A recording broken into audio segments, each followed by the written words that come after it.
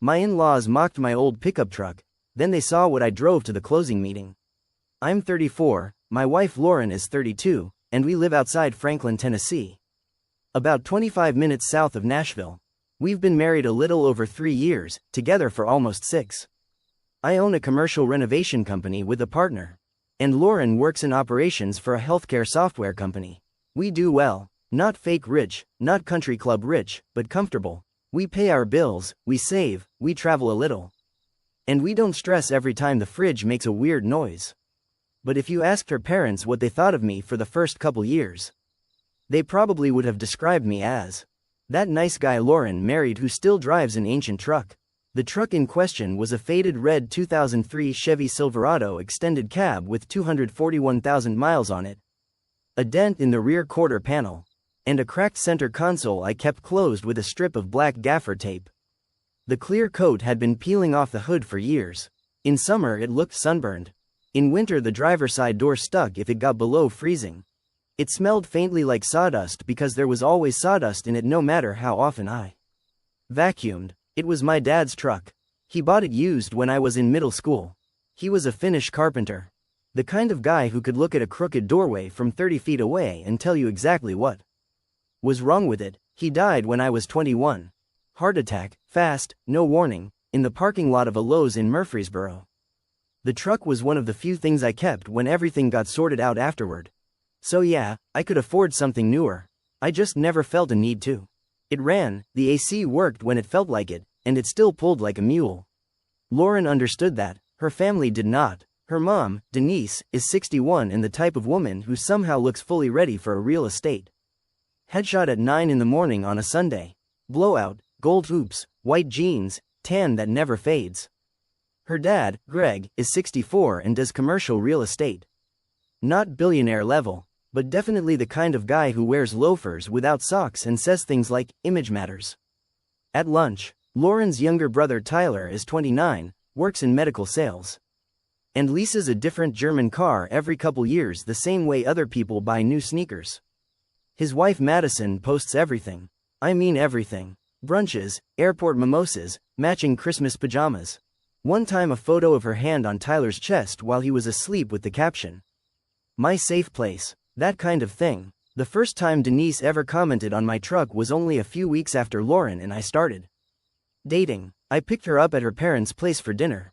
And Denise walked out with Lauren to the driveway, looked at the truck, tilted her head, and said, "Oh, I thought this was the contractor." I said, "Technically, it is." She laughed like I'd made a cute joke. I hadn't. At first I brushed it off because meeting the family is always awkward and some people just say dumb stuff when they're sizing you up. But it kept happening. Not huge blow-ups. Just constant little digs. Death by 1,000 paper cuts, but somehow all the paper cuts were about my truck. At Thanksgiving the first year, Greg asked if I planned to upgrade my situation, now that I was dating his daughter seriously. I said, "You mean my life or my truck?" He smiled and sipped his wine.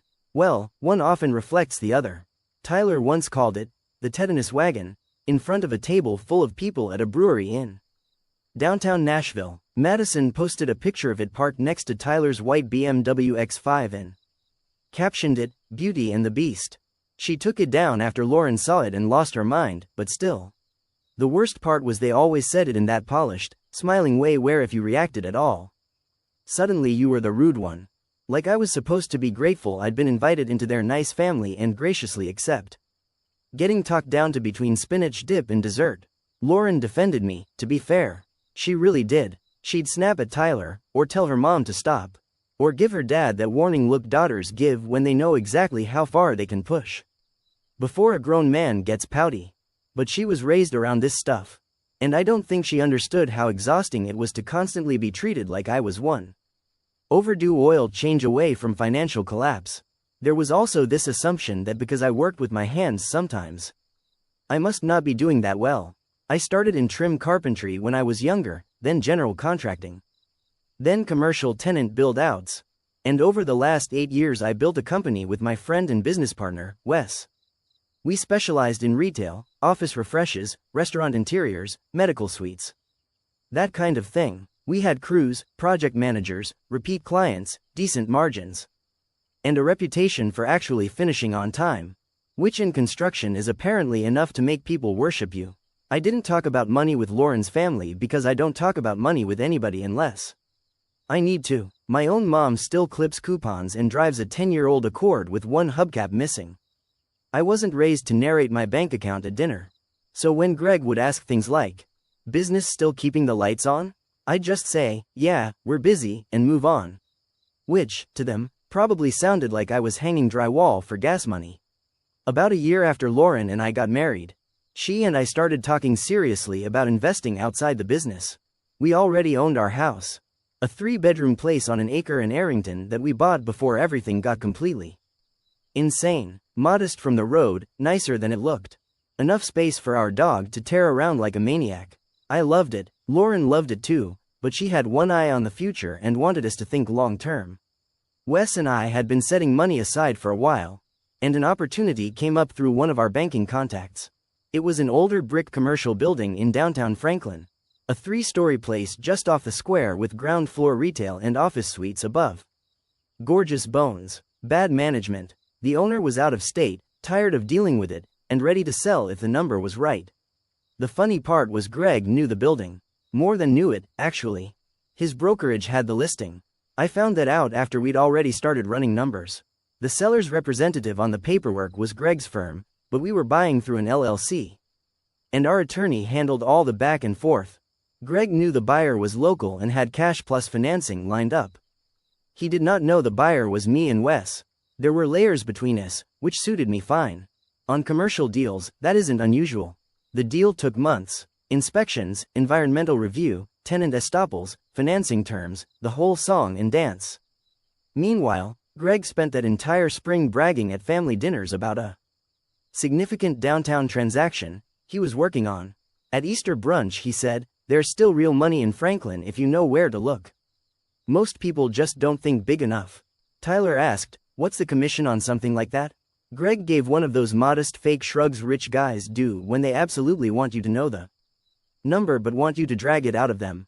Enough to stay motivated. Then Denise glanced out the window at my truck in the driveway and said, "Maybe if some people around here started aiming higher, they wouldn't be driving the same vehicle they had during the Obama administration." Lauren set her fork down a little too hard. "Mom." Denise held up a hand. "What?" "I'm joking." I said, "It's a 2003 Bush administration, technically." Greg laughed harder than that deserved. Tyler did too. Lauren did not. Later in the car, she said, "I'm sorry. They're so fixated on stupid things." I said, "It's fine." She looked at me. "No, it isn't. That's one of the reasons I love her. She doesn't always stop the train before it leaves the station, but once it starts rolling, she at least admits it's a train." Still, there were times when even she got tired of being the only one in her family who didn't care about appearances. A month after Easter, we went to Tyler and Madison's place for their daughter's 2nd birthday. They live in Brentwood in one of those neighborhoods where every mailbox looks custom designed and every garage contains at least one expensive SUV that never has anything in the trunk except yoga mats and Target bags. There was a valet because apparently people in that neighborhood cannot be trusted to park their own cars along a curb. The valet kid looked about 19. He had to ask me twice what year the truck was because the key was worn smooth and the ignition sticks unless you jiggle the steering wheel. As we were walking to the house, Tyler said, loud enough for the people behind us to hear, "Man, you are brave letting a valet drive that thing. If it stalls, they might have to call the Smithsonian." A couple people laughed. I smiled and kept walking because I was getting really good at doing that. Then once we were inside, Madison asked Lauren in front of 2 of her friends, "So when are you finally going to make him get a grown-up car?" That did it. Lauren said, "When are you going to stop being incredibly rude?" Madison went red and did that offended little blink people do when they've somehow never been called out before. Tyler stepped in immediately. "Jesus, babe, relax. It was a joke." Lauren said, "No, it wasn't. You all do this every single time and it's embarrassing." Greg, who had just walked up with a beer, said, "No one's attacking him. We're saying presentation matters. There's nothing wrong with wanting your son-in-law to look established." And that's when something in me finally shifted. Because up until then, I'd been telling myself this was just shallow family nonsense. Annoying, but harmless. Yet hearing Greg say, "Look established," while standing in a kitchen I could have written a check. For made me realize none of this was actually about a truck. It was about them needing someone to rank beneath them. I said, very calmly, Greg, if the only reason you think somebody's established is what they drive, that probably says more about you than it does about them. The whole little circle went quiet. Denise said, well, that was unnecessarily pointed. I looked at her. So is 3 years of comments. Lauren grabbed my hand and said, we're leaving. On the drive home, she was quiet for maybe 10 minutes, then she said, if we close on the Franklin building, I almost want to tell them just to watch their faces change. I laughed. No, you don't. I kind of do. Trust me, it'll feel better if they don't know until the papers are signed. She leaned back in her seat and looked out the window. You know what my dad said to me in the pantry right after? I glanced over. What? He said, and I'm quoting, a man can be as sensitive as he wants, but if he's parking that in front of clients, he can't expect people not to notice. I gripped the wheel a little harder. Lauren said, I told him if he ever talked about you like that again, we were going to stop coming around. That one landed, because Lauren doesn't throw that around lightly. She loves her family, even when they deserve to be put in a timeout like overgrown toddlers. The closing for the Franklin building got pushed twice. That became a running joke with Wes and me. Every time we thought we were there, some new document popped up like a jump scare. One tenant had an old amendment no one could find. The lender wanted revised numbers. The title company flagged an easement issue that turned out to be nothing but still took a week to clear. Through all of it, Greg kept yapping about his deal at family functions without realizing he was talking to the buyer. At a Memorial Day cookout, he said, I'm telling you, this one is the kind of deal people remember. Historic building, premium location, serious buyer. Tyler said, what kind of buyer? Greg swirled ice in his glass. Private, sharp, not some amateur, people with real vision. Then, because God has a sense of humor, he looked straight at me and added, not everybody is built for those rooms.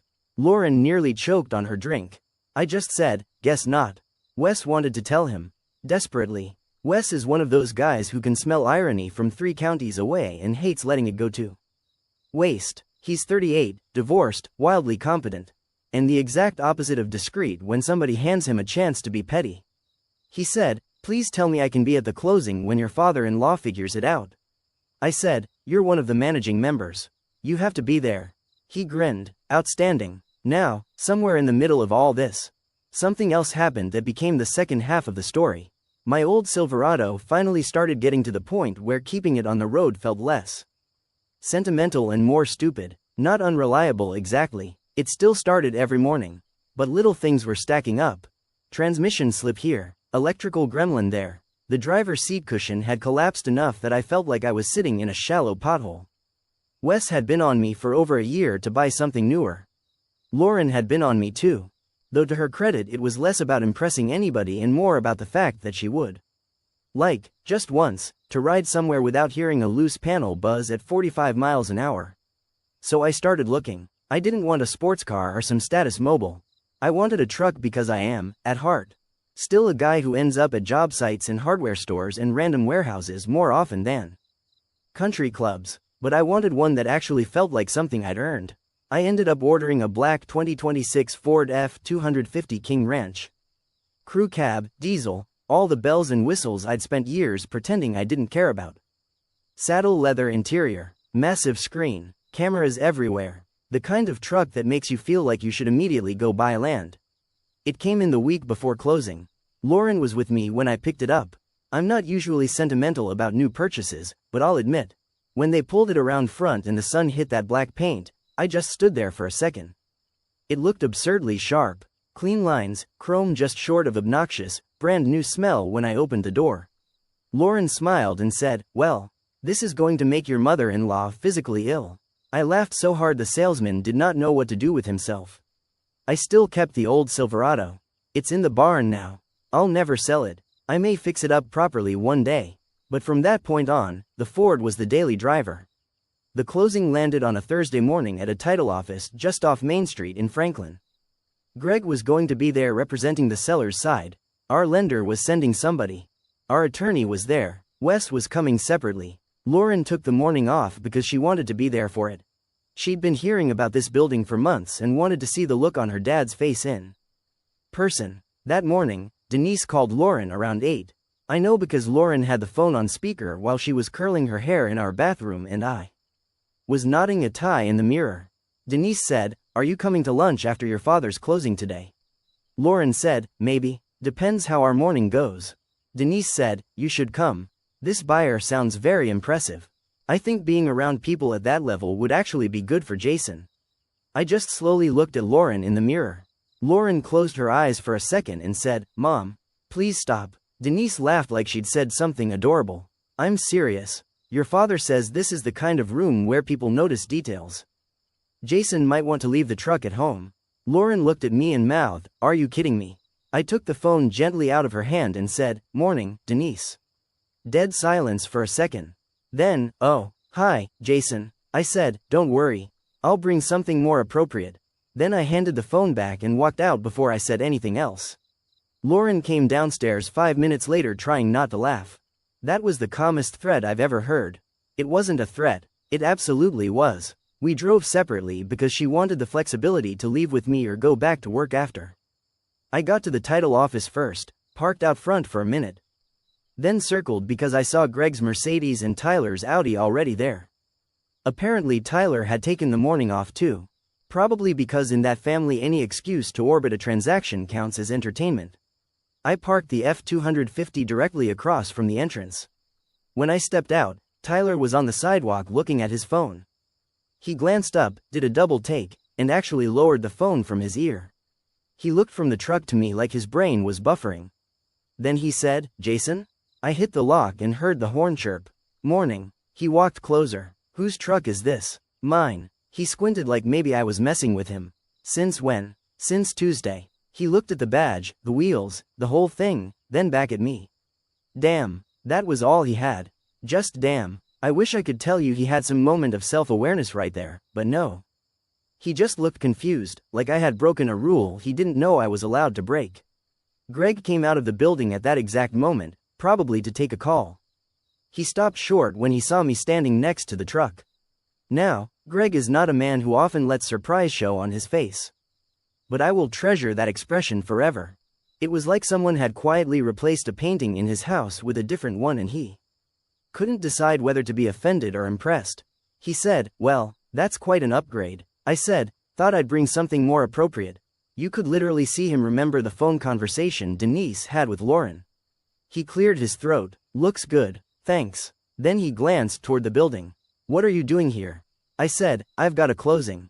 He frowned. "Here." "Yep." Before he could say anything else, Wes pulled up in his Range Rover. Got out grinning like a man arriving at a fireworks show he personally funded, and yelled, "You beat me." Greg looked at Wes, then back at me. I just said, "See you inside." The conference room wasn't huge. Typical title office setup. Long polished table, leather chairs, giant fake plant in the corner. Bottled waters lined up like a board meeting starter pack. Our attorney, Michelle, was already there with folders spread out. The lender's representative was beside her. Wes took the chair next to me. Greg walked in about 30 seconds after us. I don't think he understood what he was looking at until Michelle stood up and said, "Great. Everyone's here. Greg, I believe you've met Jason Walker and Wesley Hart, managing members of Main and Third Holdings." That name had been on every draft, every email, every version of the purchase agreement. Greg stared at me, not angry at first, just stunned, like genuinely, fully stunned. He said, "You're the buyer." I said, "One of them." Wes nodded pleasantly. "Morning." Greg sat down very slowly. A minute later Denise swept in, carrying one of those giant iced coffees that look more decorative than functional. She had clearly only intended to say hi to Greg before heading to lunch plans or Pilates or whatever Denise does between making comments and buying beige things. Then she saw me at the table. Then the folders. Then Lauren, who had just walked in behind her. Denise said, "What is this?" Lauren, who had been waiting months for that exact opening, said, "Dad's serious buyer." I had to look down because I was afraid I'd smiled too hard. Denise looked at Greg like he had personally betrayed her by not somehow psychically knowing this. Greg, to his credit, did not lash out. He just looked deeply uncomfortable, which was honestly more satisfying. The seller joined by video. There were some introductions, some formalities, then signatures started. Michelle walked us through the final documents, loan terms, rent rolls, assignment agreements. All of it, Wes and I signed, Greg signed where needed, the lender's representative signed. Notary stamped everything in sight. And through all of it, Greg got quieter and quieter. At one point the seller, an older guy named Mr. Hanley, said through the speaker, "Jason, I'm glad it ended up being you all. Michelle says you've got a strong plan for the building." Greg turned his head and looked at me again. I said, "That's the goal." Mr. Hanley chuckled. "Better than selling to some group out of Atlanta that turns it into a cold shell." Wes said, "We're keeping it local." That part mattered to me more than the truck, more than the money. More than the look on anyone's face. That building was old Franklin. Brick, worn stair treads, weird corners, a little imperfect.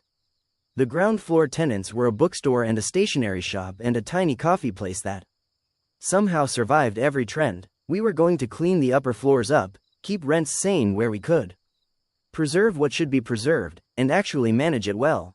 Greg had spent months bragging about the seriousness of the buyer without realizing the buyer was someone he decided, based on a truck, didn't belong in those rooms. After the last signature, there was that strange exhale closings always have where everybody relaxes one notch and starts sounding human again. Michelle gathered copies. The lender's representative shook hands. Wes stood up and said, "Well, gentlemen, I'd call that a productive morning." Greg rose too. He looked at me, then at Lauren. Finally he said, "Why didn't you say anything?" Lauren answered before I could. "Would you have listened?" Denise let out this soft, offended breath. "That's unfair." Lauren turned to her. "Is it?" Nobody said anything. Then I said, "Honestly, Greg, I didn't tell you because every time I'm around this family, somebody makes a comment about my truck, or my clothes, or whether I look successful enough for you. After a while, it didn't feel like information you were entitled to." That landed harder than I expected. Greg looked older in that moment. Not destroyed, not humbled in some movie speech kind of way. Just suddenly very aware of himself. Denise crossed her arms. "We were teasing." I looked at her. "No, you were measuring." Again, silence. Wes, absolute menace that he is, broke it by saying, "For what it's worth, I like the old truck too." I almost laughed. Tyler had hovered near the doorway for part of this, clearly unsure whether to stay or vanish. Now he stepped in and said, "Okay, I'm just gonna say it. This is insane. You own the building." "Part of it," I said. He nodded slowly. "And you bought that truck this week." "Yep." He rubbed the back of his neck. Huh. That was apparently the deepest philosophical conclusion Tyler could reach. We skipped the family lunch invitation. Shocking, I know. Lauren and I went with Wes to a little place off the square, sat outside, ordered burgers and fries, and finally relaxed. The weather was perfect. Sunny, warm, light breeze, courthouse bell in the distance. One of those Tennessee days that feels edited for TV. Wes raised his iced tea and said, "To being underestimated." Lauren clinked his glass. "To my father needing at least 48 hours before speaking to me again." I said, "That might be optimistic." She laughed. "True." Then she got quiet for a second and looked at me. "What?" She said, "I'm proud of you. Not for the truck, for the way you handled all of it. Even the mildly threatening phone comment. Especially that." Later that afternoon, Greg called. "Not me. Lauren." She put him on speaker while we were in the kitchen because at that point we were too deep in it to pretend otherwise. Greg said, "I owe Jason an apology." Lauren glanced at me. "You do." He took a breath. I judged him, repeatedly. I told myself it was harmless, but it wasn't. And I was wrong. That mattered more than I expected. Not because I needed Greg's approval. By then I really didn't. But hearing a man like that actually say the words out loud was surprising. Then Denise got on the phone. She apologized too, though hers had more drag to it. Less, "I see what I did," and more, "I can tell the room expects me to say this." Still, it was something. Tyler texted me later that evening and said, "Congrats on the building. Also that truck is sick." Which is exactly the kind of growth you get from Tyler. A quarter inch at a time. Things have been better since then, though not magically transformed. Denise still notices labels. Greg still talks like half his sentences are being workshopped for a business luncheon. Tyler still loves anything with a logo and monthly payment. But the tone changed. The digs stopped. Completely. I haven't heard one comment about the old Silverado since that day. Actually, a month later, Greg came out to our place because he wanted to see the plans for the Franklin building. We were in the barn looking at some old trim samples and he noticed the Silverado under a cover off to the side. He said, "You kept it?" I said, "Of course I kept it." He nodded, then after a second said, "Was it your dad's?" That was the first time he'd ever asked a question that made me think he might actually want the answer. "Yeah." He stood there another moment and said, "I didn't know." I shrugged. "You never asked." He took that one without arguing. We've had a decent relationship since then. Not best friends, not golf buddies, but decent, more respectful, more careful, maybe because he got forced to confront how much of his worldview was built on surfaces. Maybe because he realized his daughter was serious about pulling back if the behavior continued. Probably both. As for the building, it's going well. We renovated the second floor first, brought in 2 new tenants, cleaned up the lobby without gutting the character, and fixed about 100 invisible problems nobody glamorous would ever post on Instagram. Leaks, electrical, HVAC, access control. All the unsexy stuff that actually makes a property function. Which feels fitting, honestly. I've built my whole life on unsexy stuff that functions. And yes, the new truck is great. It's ridiculous in the best way. Heated seats, cooled seats, steering wheel warmer, enough cameras to launch a spacecraft. Lauren loves it. She likes arriving places now without apologizing for a door that only opens from the outside if you hit it with your hip. But every now and then, usually on quiet Saturdays, I still take the old Silverado out. I drive it to the lumberyard or the feed store or just nowhere in particular. Windows down, arm on the sill, same stiff steering, same rattle over railroad tracks. Same faint smell of sawdust and old vinyl. It reminds me who I was before people started trying to tell me what success was supposed to look like. The funniest part of all this happened 2 months after the closing. There was a family dinner at Greg and Denise's house. One of Denise's friends was there. A woman named Cheryl who had definitely been told some version of the story because she came in hot. She smiled at me over appetizers and said, "So you're the son-in-law with the surprise real estate deal?" I said, "I guess so." She laughed and looked at Denise. I told her, "You can't always judge a man by his truck." Before I could answer, Greg said from the other end of the island, "In this case, we judged him wrong by both trucks." Everybody went quiet for half a beat. Because that was not the kind of thing Greg usually says out loud. Then Lauren burst out laughing. So did I. And Denise, who hated the whole conversation from the second it started, muttered, "Can we please not turn this into family folklore?"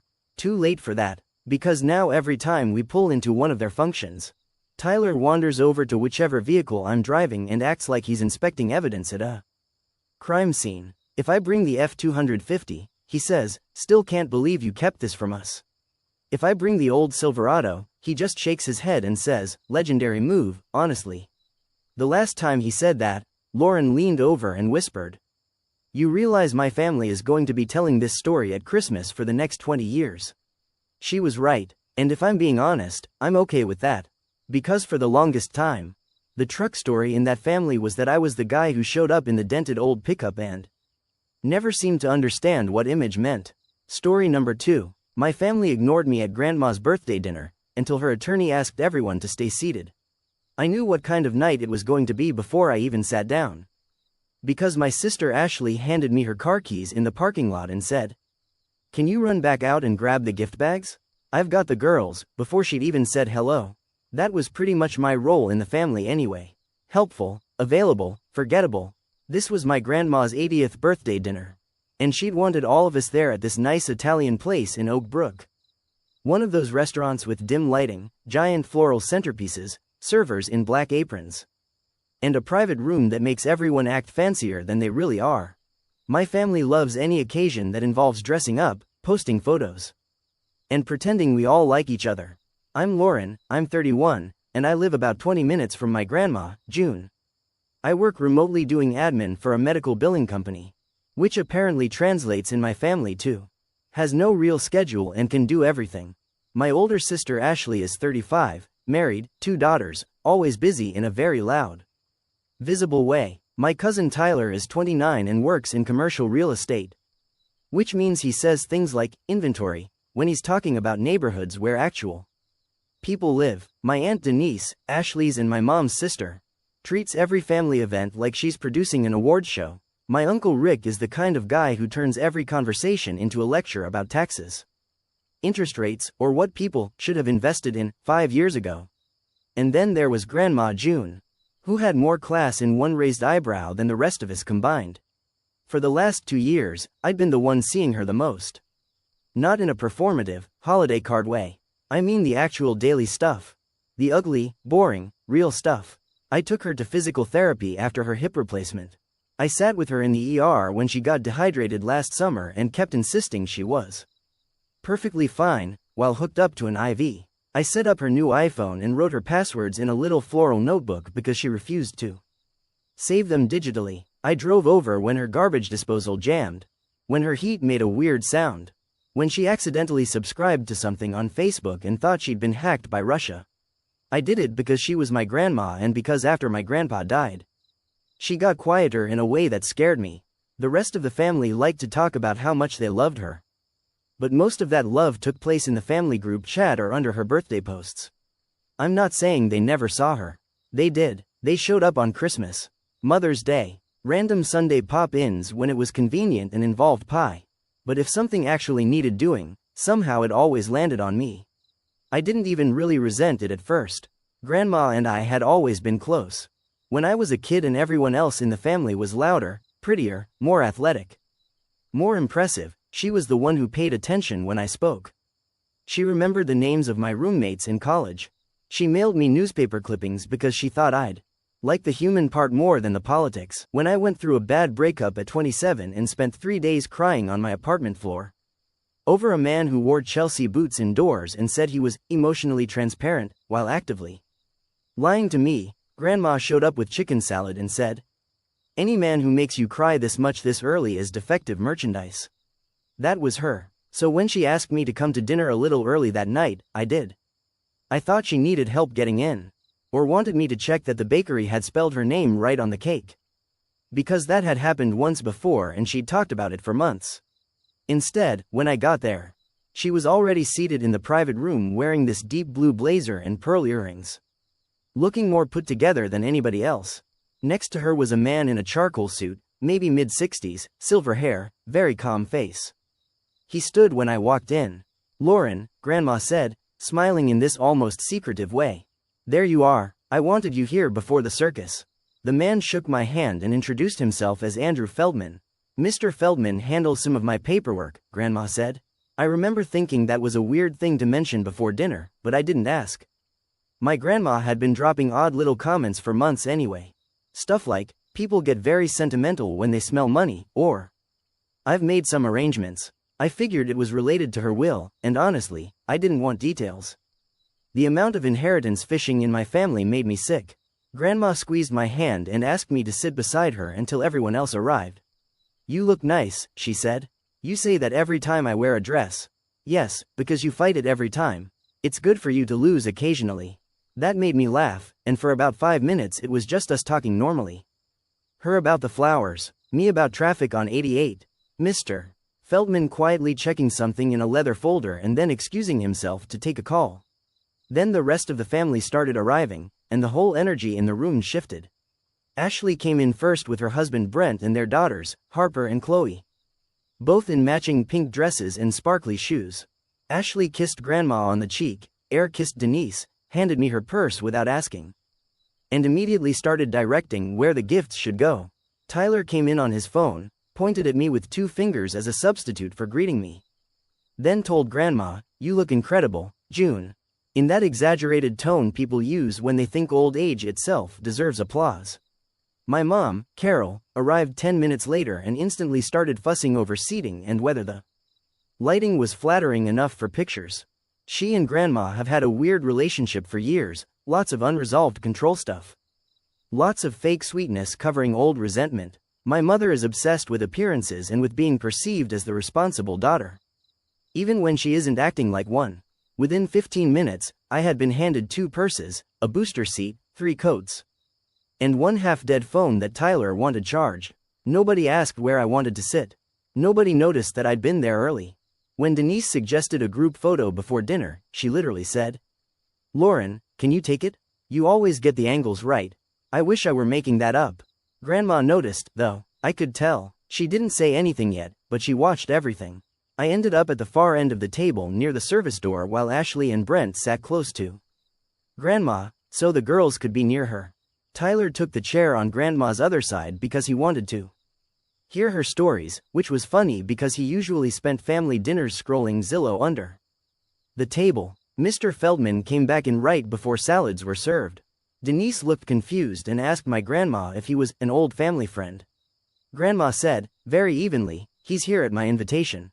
That shut everyone up for about 30 seconds. Dinner started the way these things always start in my family, with everyone performing affection. Ashley posted a boomerang of the wine glasses clinking before any food had even arrived. My mom made a toast about the woman who holds this family together, which was rich considering she hadn't visited Grandma alone in over 4 months. Tyler talked about how lucky we all were to still have a matriarch. Denise cried a tiny, controlled tear that somehow never disturbed her mascara.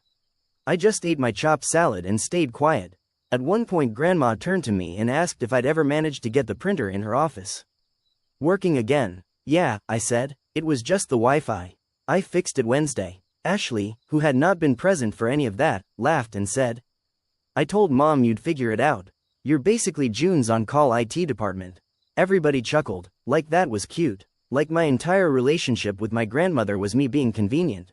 Then Tyler started talking about how crazy home values were in Elmhurst now. And I felt my whole body tense. Grandma's house is in Elmhurst. She and my grandpa bought it in the 70s. Brick colonial, big maple in the front yard, finished basement. The same blue hydrangeas out back every summer. It's not a mansion, but it's in a desirable neighborhood and it's been paid off forever. Everybody knows it's worth a lot more now than when they bought it.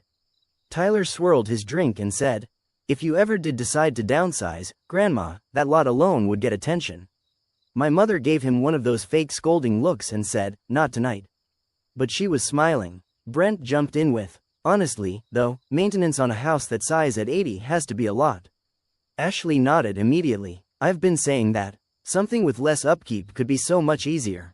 Plus we'd all worry less. We'd all worry less. That almost made me laugh out loud. I was the one who knew where her spare batteries were. I was the one who kept her cardiologist's number in my phone. I was the one who noticed when she seemed a little short of breath. When she was forgetting to refill prescriptions, when she needed groceries but didn't want to ask. But sure, we'd all worry less. Grandma dabbed the corner of her mouth with her napkin and said, that's interesting. You all do worry about my house more than I expected. The table went a little still. Denise recovered first. Oh, June, not like that.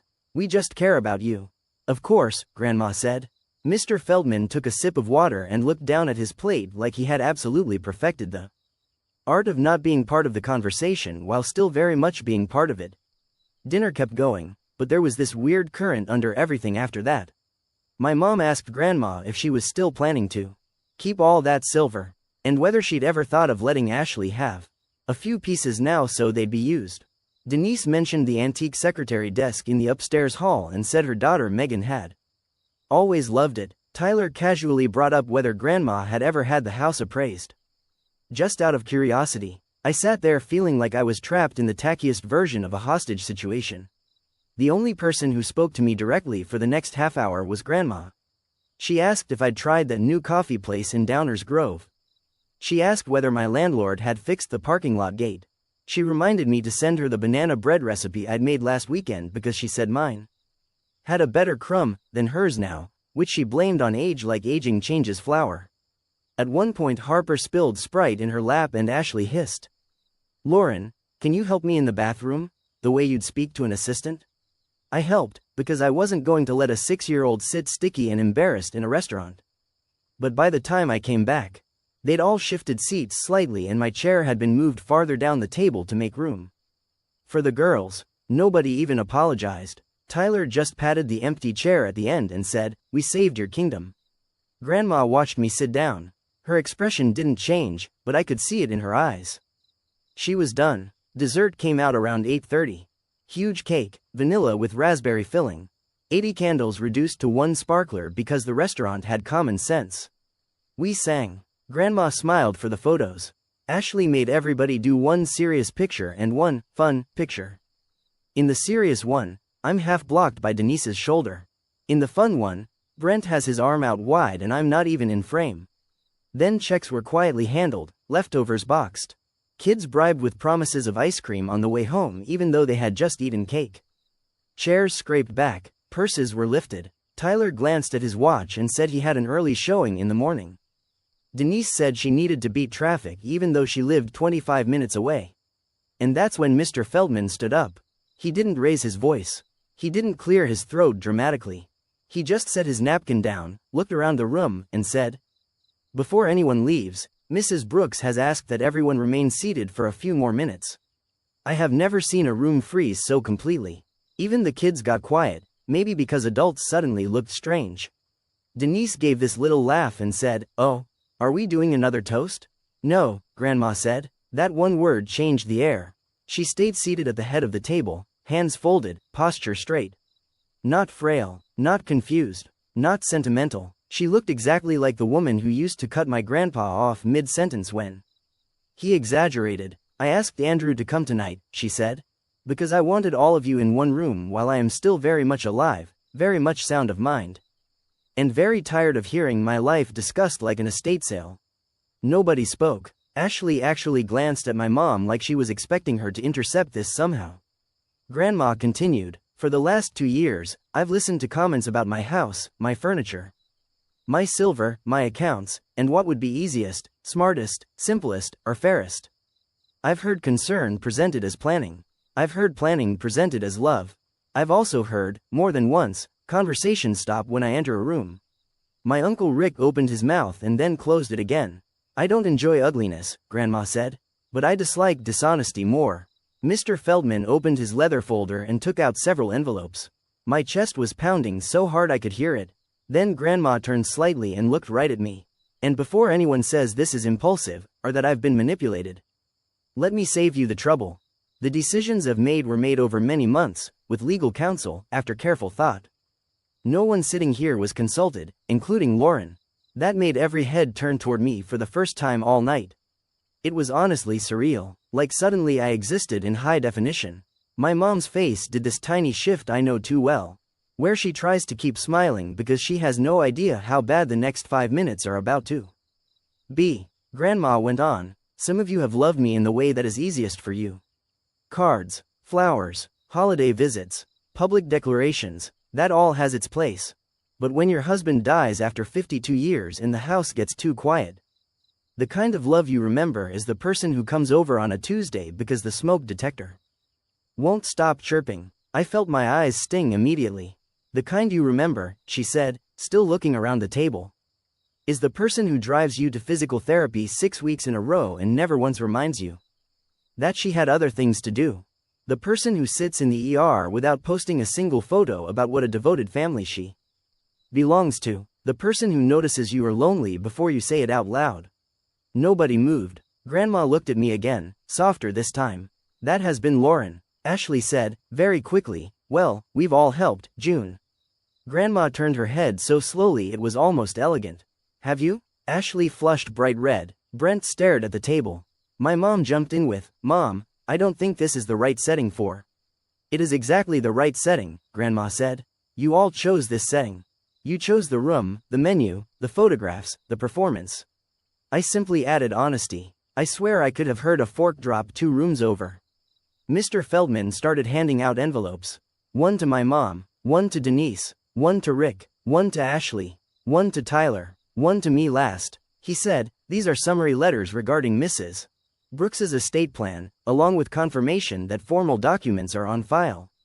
Tyler immediately looked offended enough to be almost funny. "At dinner?" Grandma didn't even blink. "Yes, Tyler, at dinner, since that is where my belongings seem to interest you most." I actually had to look down to stop myself from making a face. My hands were shaking when I opened my envelope. Inside was a letter from Mr. Feldman in normal legal language, but the important parts were clear enough. Grandma had put her assets into a revocable living trust. Specific personal items had been assigned already. There was a no-contest clause. My mother, aunt, and uncle were each receiving fixed distributions. Ashley and the other grandchildren each had smaller ones. The house, the remainder of the estate, and successor trustee responsibility had been assigned to me. I read it twice because I genuinely thought I was misunderstanding it. Then I looked up at Grandma. She gave me the tiniest nod, like, yes, I said what I said. Denise made a strangled noise. June. Tyler said, wait, what? Ashley grabbed her letter harder. Mom? My mother had gone ghost white. Lauren? It was the first time that night she'd said my name like I was a person and not a utility. Mr. Feldman, still calm, said, Mrs.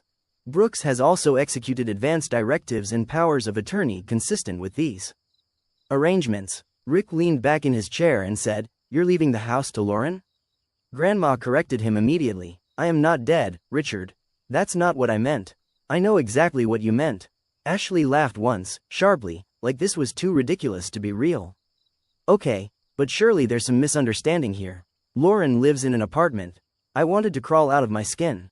I had done absolutely nothing to earn the way every face at that table turned toward me.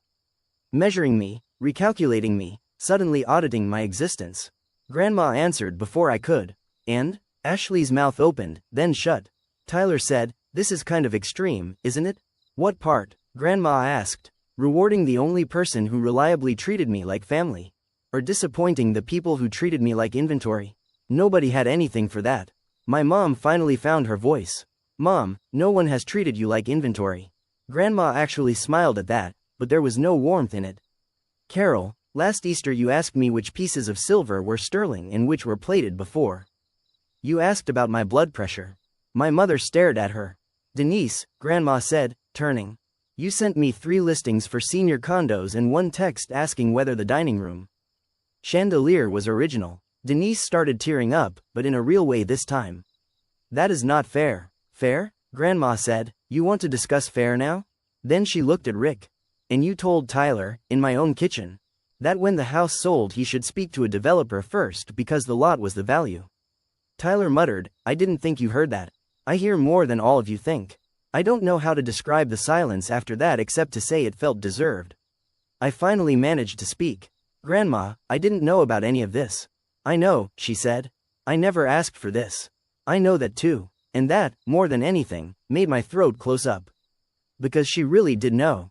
She knew exactly how uncomfortable I was. She knew I'd never angled for a single thing. Half the time when she tried to give me gas money, I shoved it back into her purse when she wasn't looking. Mr. Feldman spoke again, probably because the room was getting emotionally radioactive. He explained that the trust had already been executed. The decisions were not up for group discussion. And any questions could be directed to his office rather than to Mrs. Brooks at future family gatherings. At future family gatherings. Tyler actually let out this disbelieving breath like there was any chance the next Thanksgiving was going to be normal. Ashley turned to me then, and I watched the exact moment her expression change. She softened her voice, reached for my arm, and said, Lauren, you had to have known she was considering something. I mean, you're there all the time. It happened so fast it almost made me dizzy. 2 hours of being invisible, and suddenly I was important enough to negotiate with. I pulled my arm back and said, I didn't know. Come on, I didn't. Brent cut in with this soothing tone men use when they want to sound neutral but are absolutely taking a side. Maybe everybody just needs a minute. Grandma said, no, what everybody needs is the truth. Lauren did not ask me for anything. In fact, she told me more than once not to discuss money with her because she knew what it would do to this family. That was true. I had said exactly that. My mom looked at me with this wounded, betrayed expression that would have worked on me when I was 15 and desperate for her approval. At 31, it just made me tired. So you're comfortable with this? She asked. I said, honestly, I don't even know what to say right now.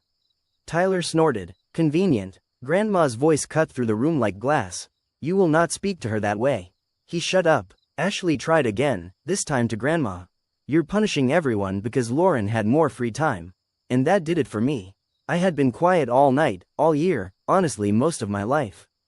But I was so sick of the word available being used like it meant my time had less value. She didn't choose me because I had more free time, I said. She chose me because I showed up.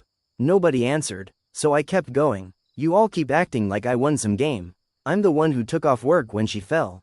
I'm the one who sat with her when she was scared after that stress test.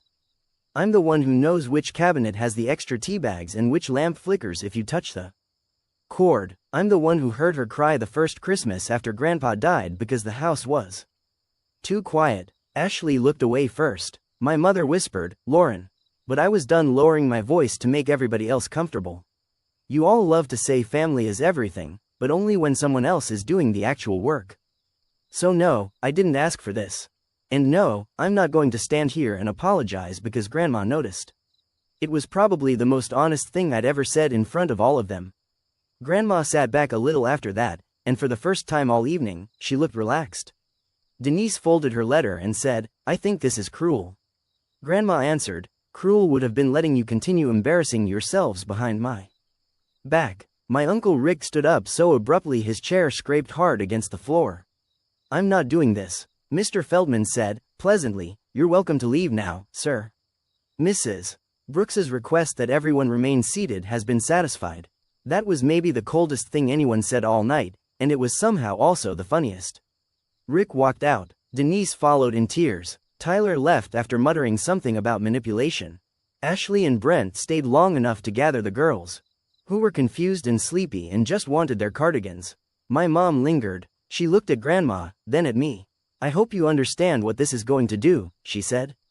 Grandma met her eyes.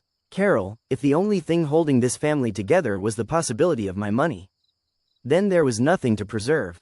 My mom had no answer for that. She just picked up her purse and left. When the room finally emptied, it was just me, Grandma, and Mr. Feldman. I was still sitting there with the letter in my hands like it might rearrange itself if I stared long enough. Mr. Feldman asked Grandma if she wanted him to have the car brought around. She said yes. He gave me his card and told me, very kindly, you don't need to discuss any of this tonight with anyone. Then he stepped out. I looked at my grandma and said the first stupid thing that came to mind, which was, you did this at your birthday dinner? She smiled. I did. That was insane. Yes, she said. I've been waiting months. I laughed, and then to my absolute horror I started crying. Not cute crying either. Full, hot, angry tears. Grandma reached over and took my hand. I'm sorry, she said quietly. Not for the decision. For you having to sit there and finally see them clearly all at once. I wiped my face and said, I already saw them. No, she said, you suspected, now you know. That was probably true. On the drive back to her house, she seemed lighter than I'd seen her in a long time. Not happy exactly, but settled. Like she had finally put down something heavy she'd been carrying. When we got there, I walked her inside, kicked off my heels, and followed her into the kitchen while she insisted on making tea after detonating the family. Very on brand for her. She moved slowly but confidently around the kitchen. And I just leaned against the counter trying to process everything. Finally I said, I don't want this to be about money. It isn't, she said. It really looks like it is. She gave me a dry look over the kettle. Everything looks like money to people who were already counting it. I sat down at the little breakfast table while she put mugs out. Why me? I asked, and I didn't mean the estate, not really. I meant why was I the one she trusted with the truth, with the mess, with the aftermath. She seemed to understand that. Because when I am with you, she said, I never feel managed. I feel loved. I still think that's one of the heaviest things anyone has ever said to me. My phone started buzzing before the tea had even steeped. Ashley first, then my mom, then Tyler, then a long text thread I refused to open. I flipped the phone face down. Grandma noticed and said, leave it. So I did. I stayed with her another hour until she got sleepy. I made sure the doors were locked, put the cake box in her fridge, and set her birthday cards on the counter where she could read them tomorrow if she still felt like it. Before I left, she hugged me longer than usual. At the door she said, don't let them make you feel guilty for being where they were unwilling to be. I drove home in complete silence. No music, no podcast, just headlights and the feeling that something old had finally cracked open. By the time I got to my apartment, I had 14 missed calls and more texts than I could count. Some angry, some manipulative, some suddenly affectionate in a way that made my skin crawl. Ashley sent, I just think we should talk woman to woman before this gets ugly. Tyler sent, you seriously expect everyone to believe you knew nothing? My mom sent, call me tonight. This family is not going to survive triangulation and secrecy. That one almost made me laugh. Because secrecy had apparently been fine when it was all whispered appraisals and private assumptions about who would get what. It only became a problem when the wrong person ended up with the information in writing. I didn't answer any of them. I took off my makeup, sat on the edge of my bed in my dress, and just stared at the wall for a while. The weirdest part wasn't the money or the house or even the shock. It was realizing how fast people will rewrite you when they think your position has changed. 12 hours earlier, I was the single daughter with the flexible schedule who could pick up prescriptions and adjust printer settings and take the family photo. Then one envelope hit the table, and suddenly I was a mastermind, a favorite, a threat. A person whose words mattered. I thought about all the little humiliations I'd brushed off over the years because calling them out felt dramatic. Being told to sit at the end, being asked to help while everyone else socialized, being left off restaurant reservations and added as one more, being the person who got called after the fact to swing by and check on grandma, while everybody else discussed her like a project. Maybe grandma had seen it before I fully did. Maybe that was part of why she handled it the way she did. Not just to settle her estate, but to force a reveal. To make everybody show themselves in one room, under one light, with nowhere to hide behind polite language. If that was her plan, it worked. I still haven't decided what to do with the messages beyond saving them. Mr. Feldman told me later, when I finally called his office 2 days after the dinner, that grandma had been very explicit about wanting a buffer between me and the family if things got ugly, which apparently means she knew exactly how this would go. Of course she did. She's 80, not stupid. And for what it's worth, I still went over to her house that Sunday like I always do. I brought coffee from that place she likes and fixed the TV remote she swore had given up on modern life. We sat on her back patio and watched squirrels bully each other around the bird feeder. And aside from one brief moment where she asked if I was all right, we barely talked about the dinner. That might be the most June thing of all. Blow up the family, then move on to discussing hydrangeas and whether store-bought peaches are ever worth it. But I keep replaying that moment in the restaurant, right before everyone understood. The chairs shifting, the purses lifting, the assumption that the night was over and they could all leave with their performance intact. And then Mr. Feldman standing up and saying, very calmly, that everyone needed to stay seated. It was the first time in my life my family had no choice but to sit still and hear the truth. Story number 3. My daughter said I owed her my retirement savings. She never expected to read my final letter instead. The sentence that changed everything came out of my daughter's mouth while she was standing barefoot in my kitchen, eating blueberry cobbler straight out of the pan with a serving spoon like she still lived there. You owe me that money anyway, Dad. She said it so casually I honestly thought I had misheard her. This was last September. I'm 68, retired, and I live outside Street Lewis in the same brick ranch house my wife and I bought in 1991 when interest rates were ugly and we were young enough to think linoleum was forever. My daughter Rachel is 35. She's married to Evan, who is 37, and they have 2 kids. Sophie, who just turned 9, and Max, who is 6. Rachel has the kind of polished suburban life that looks effortless from the outside. Matching neutral throw pillows, a white SUV that always smells faintly like expensive sunscreen, a kitchen with open shelving and little glass jars of chia seeds. The kind of life people curate on Instagram and then quietly put on credit cards. The cobbler had been for Max because he likes blueberries more than cake. Rachel had brought the kids over that afternoon, and for the first hour everything felt normal. Max was making racetracks with old Hot Wheels I'd saved from Rachel's childhood.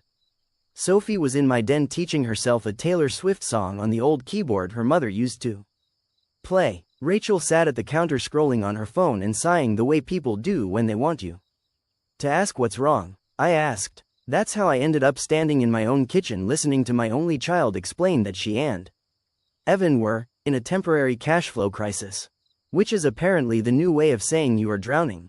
At first I thought it was something manageable. Car trouble, a medical bill, maybe they needed help with after-school care. I was prepared to step in. I always had. Instead she told me they were behind on their mortgage, 3 credit cards were maxed out. Evan had taken a hit at work after a deal fell through. And they needed a bigger amount than I was expecting.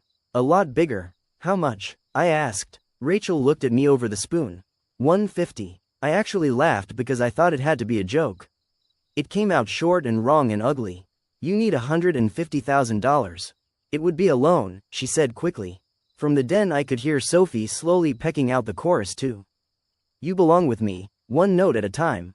I said, Rachel, I'm retired. And you have retirement savings. I remember setting my coffee mug down because suddenly my hand didn't feel steady. I have retirement savings because I'm retired, I said. That's what retirement savings are for. She rolled her eyes the way she used to at 16. Except at 16 it was because I wouldn't let her go to a lake weekend with college boys she barely knew. At 35 it was because I wouldn't liquidate part of the money meant to keep me from becoming a burden in old age. Dad, come on, she said. You have your pension, the house is paid off, and you and Linda are always going on trips. Trips was a very generous word for what Linda and I did. Once every few months we'd go 2 hours away for a long weekend, stay at a bed and breakfast, walk around antique stores, and split a slice of pie. We weren't exactly yachting in Capri. I'm not giving you $150,000, I said. Her expression changed right there. It was like watching a door close. You didn't even think about it. I am thinking about it. No, you're not. You're shutting me down. Because that is a life-changing amount of money. For you maybe. That one hit hard, because it told me exactly how she saw me in that moment. Not as her father. As an account balance. I asked what happened. The real story, not the polished version. And little by little it came out. Evan's income had been shaky for months. Rachel had left her marketing job 2 years earlier because the kids' schedules were chaotic, which I understood.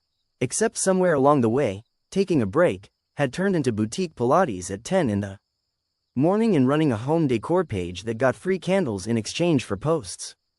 They had refinanced when rates were low and then used a home equity line to redo their kitchen. They had taken the kids to Disney the year before. They had joined a country club on what Rachel described as a family promotion. Evan had leased a new Audi after his old company gave him a car allowance and then took it away when his compensation changed. There was also a failed attempt at short-term rental investing, involving a condo at Table Rock Lake that they sold at a loss. The more she talked, the colder I felt. Finally I said, so this isn't one emergency. This is years of bad decisions. Her face went white and then red. That's easy for you to say. Because it's true. She put the spoon down so hard it clanged against the granite. Do you know what it was like growing up with you after Mom died?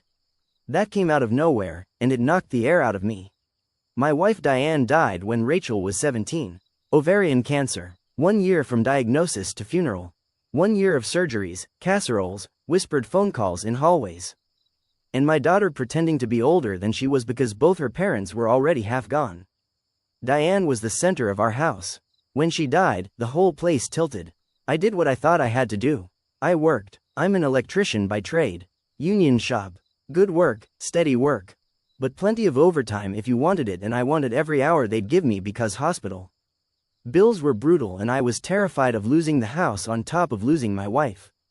Rachel was a senior in high school. I packed lunches badly, forgot Spirit Week, burned spaghetti twice, and learned which tampons to buy by taking a blurry photo of the cabinet to Walgreens and praying. I missed things. I know I missed things. I also kept us afloat. Rachel leaned toward me across the counter. You were never there, she said. You were always at work. You let Grandma drive me to college orientation. You missed my winter choir concert. You forgot my 18th birthday dinner because you were on a call-out. So yeah, maybe you do owe me. Maybe that money exists because you chose work over me. I felt the old guilt rise in me so fast it was almost physical. There are wounds in parents that never fully scar. She knew exactly where mine were. I said, quieter than I meant to, I worked because your mother was dying, Rachel. And then she died, Rachel snapped, and you kept working. Because the truth is ugly and not clean, what she said wasn't completely false. I did keep working. I didn't know what else to do with grief except put on boots and leave the house before I had to feel it. There were nights I came home too tired to talk. Saturdays when I slept half the day. I did not sit with her pain the way I should have because I was drowning in my own, and I thought survival counted as enough. But survival is not the same thing as comfort, and comfort is what she still wanted from me. She crossed her arms and said the sentence that I still hear in my sleep sometimes. You owe me your retirement savings anyway, Dad. It should be helping your family, not sitting there while you play house with Linda. Linda was in the backyard deadheading my wife's old hydrangeas when Rachel said that. Linda, who has never once asked me for a dime. Linda, who who lost her own husband to a stroke 13 years ago and still keeps his flannel shirts in a cedar chest because they smell like him when it rains. Linda, who brings Sophie library books and listens to Max talk about dinosaurs like it's breaking news. I told Rachel to take the kids home. She stared at me like she couldn't believe I'd said it. Excuse me? You heard me. Because I asked you for help. Because you told me I owed you my retirement savings and insulted the woman I love in my house. She laughed, but there was nothing funny in it. Wow, okay, now I know where I stand. Then she did what people do when they know they've gone too far but aren't ready to admit it. She called her own cruelty honesty. I'm just saying what everyone sees, she said. You're comfortable, we're struggling, and instead of helping your daughter and your grandkids, you're protecting Linda's weekend getaway fund. I should have kept my temper, but I didn't. Don't turn your bad choices into my obligation. She grabbed her purse, marched into the den, and called for the kids in that sharp stage whisper moms use when they want everybody to know. They're angry but don't want the children to ask why until they're in the car. After they left, Linda came in through the back door holding garden shears and took one look at my face. What happened? I sat down at the kitchen table and cried so hard I scared myself. I'm not a crier by nature. When Diane died, I cried once in the garage where nobody could hear me and once in the shower with the water running, but that day I cried like something in me had torn open. Partly because of what Rachel had said, partly because a part of me believed I'd earned it. For the next week Rachel sent texts that swerved between wounded and furious. First it was, I can't believe you chose your girlfriend over your own daughter. Then, I was emotional and you know things are hard right now. Then, Evan is looking into a bridge loan but the rates are insane and if you cared about the kids, you'd want to prevent this. Then, honestly don't bother replying if you're going to make me beg. I didn't ignore her. I offered what I thought was reasonable. I said I'd sit down with them and a financial planner. I said I'd pay 6 months of after-school care directly so Rachel could go back to work if she wanted. I said I'd cover the kids' extracurricular fees for the year. I even said I could manage $15,000 as a formal loan with paperwork if they were serious about stabilizing, downsizing, and changing habits. That made her angrier. So you have money, she texted. You just don't think we deserve it. It turned into the kind of family drama I used to think only happened to other people.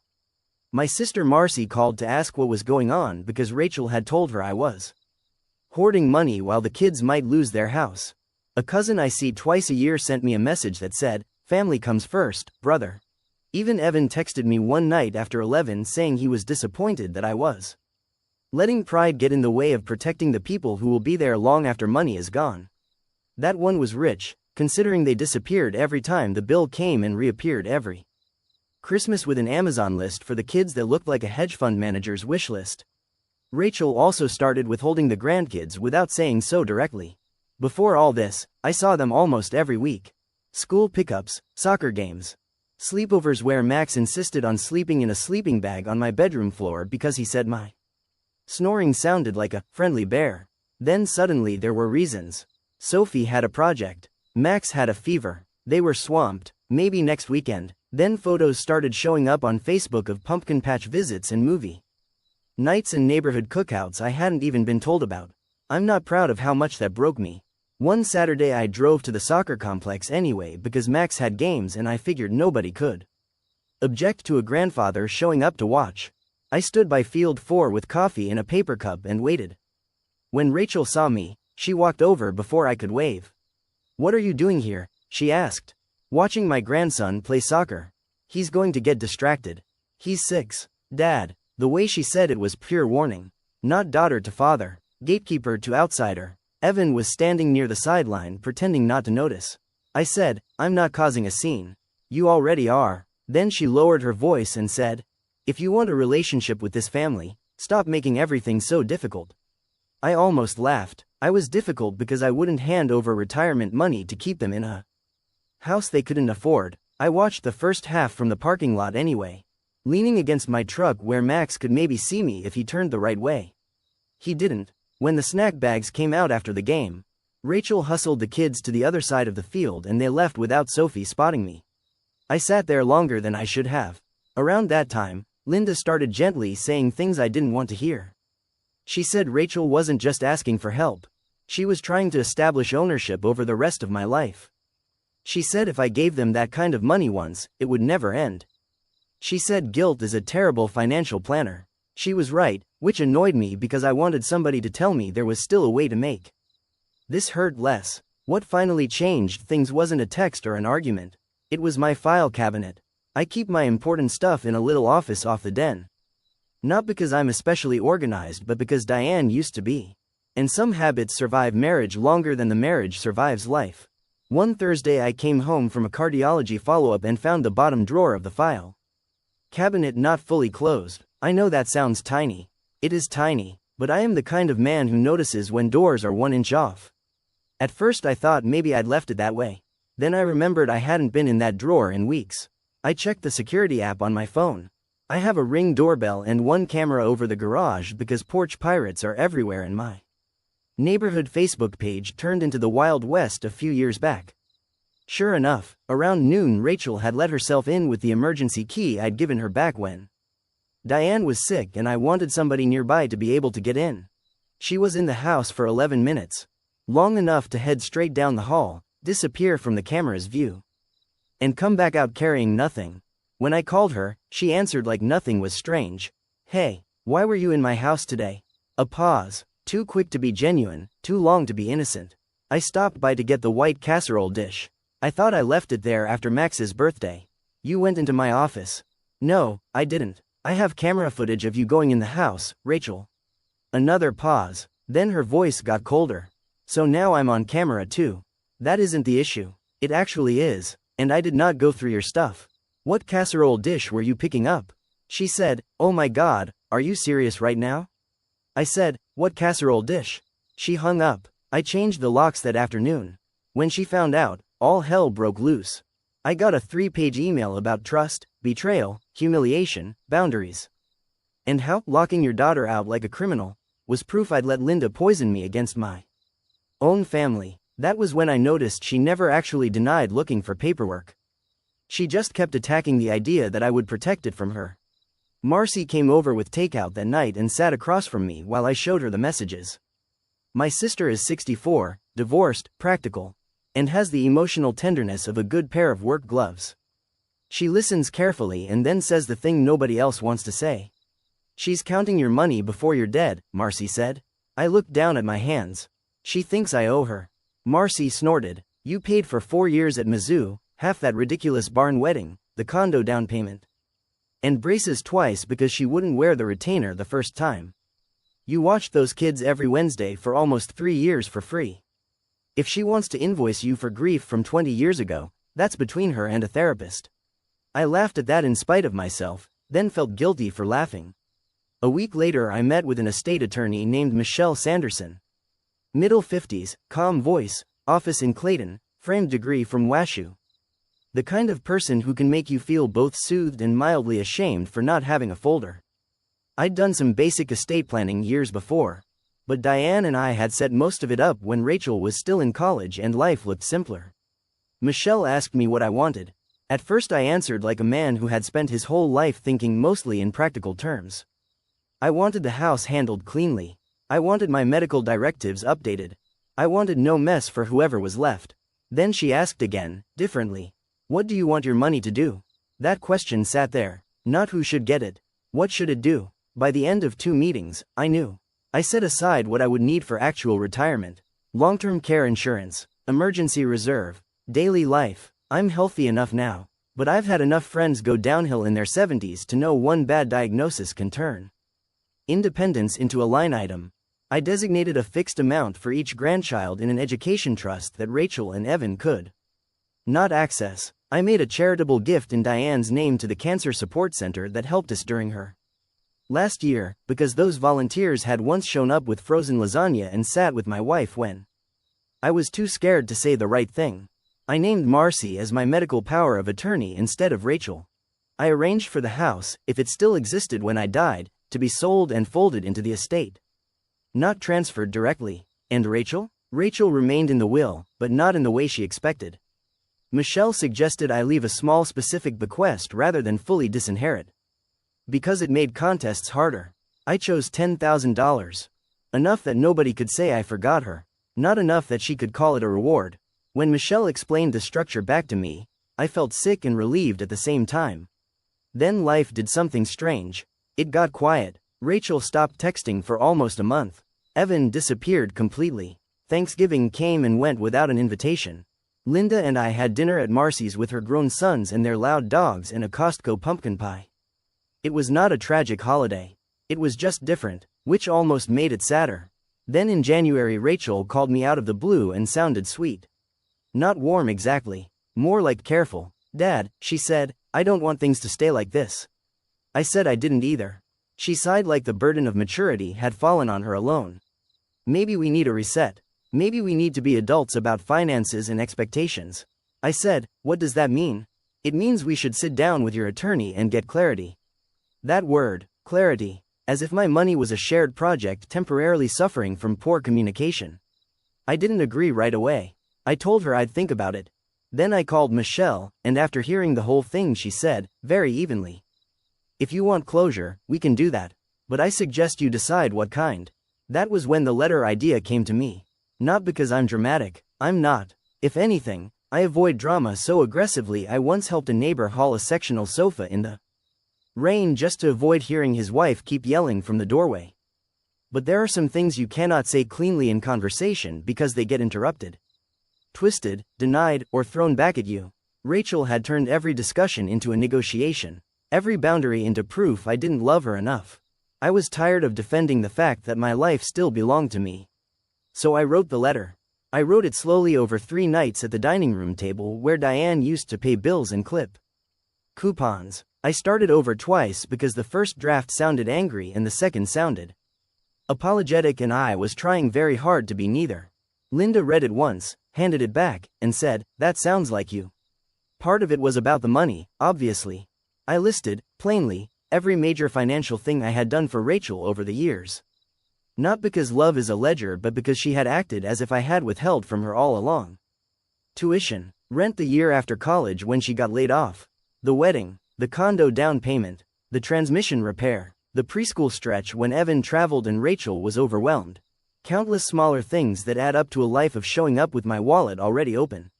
Part of it was about the past. I told her I knew I had failed her in some ways after Diane died. I told her there are still nights I lie awake remembering the winter choir concert I missed and the way she stood at the end of our driveway in her blue coat the morning I left her at college because I had to get back for a shift and couldn't help unload the car like the other parents did. I told her I was sorry for every time grief made me distant and work made me absent. But then I wrote the sentence I needed most to say. My regret is real, but it is not an unlimited line of credit. I told her my retirement savings were for my retirement. For housing, care, food, dignity, choice, and the right not to spend my final years frightened because my daughter believed the money had become hers the minute I stopped earning it. I told her I would always love her, but I would not finance a lifestyle she and Evan had built on appearances and assumptions. I told her the children were provided for in a way that protected them directly. I told her that coming into my house and searching for financial documents had damaged something fundamental between us. Then I wrote the hardest part. This is the last letter I will ever write to you about money. If you want a relationship with me, it will have to exist without claims, pressure, bargaining, or punishment through my grandchildren. If that is not what you want, then let this letter serve as my final answer.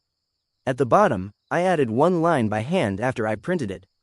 I was your father before I had retirement savings, and I still am now that I need them. The meeting was on a Friday in February. Rachel arrived 10 minutes early.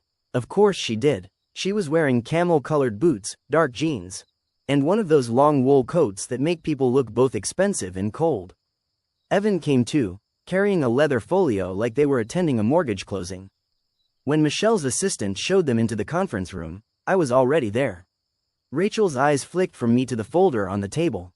"So," she said, sitting down, "thank you for doing this." Evan gave me a stiff nod. "Tom." Nobody offered coffee. Michelle came in with her legal pad, sat at the head of the table, and said, "Mr. Gardner asked that this meeting be used to communicate his final decisions clearly." Rachel folded her hands. "Okay." Michelle slid an envelope across the table. Rachel frowned. "What's this?" "My final answer," I said.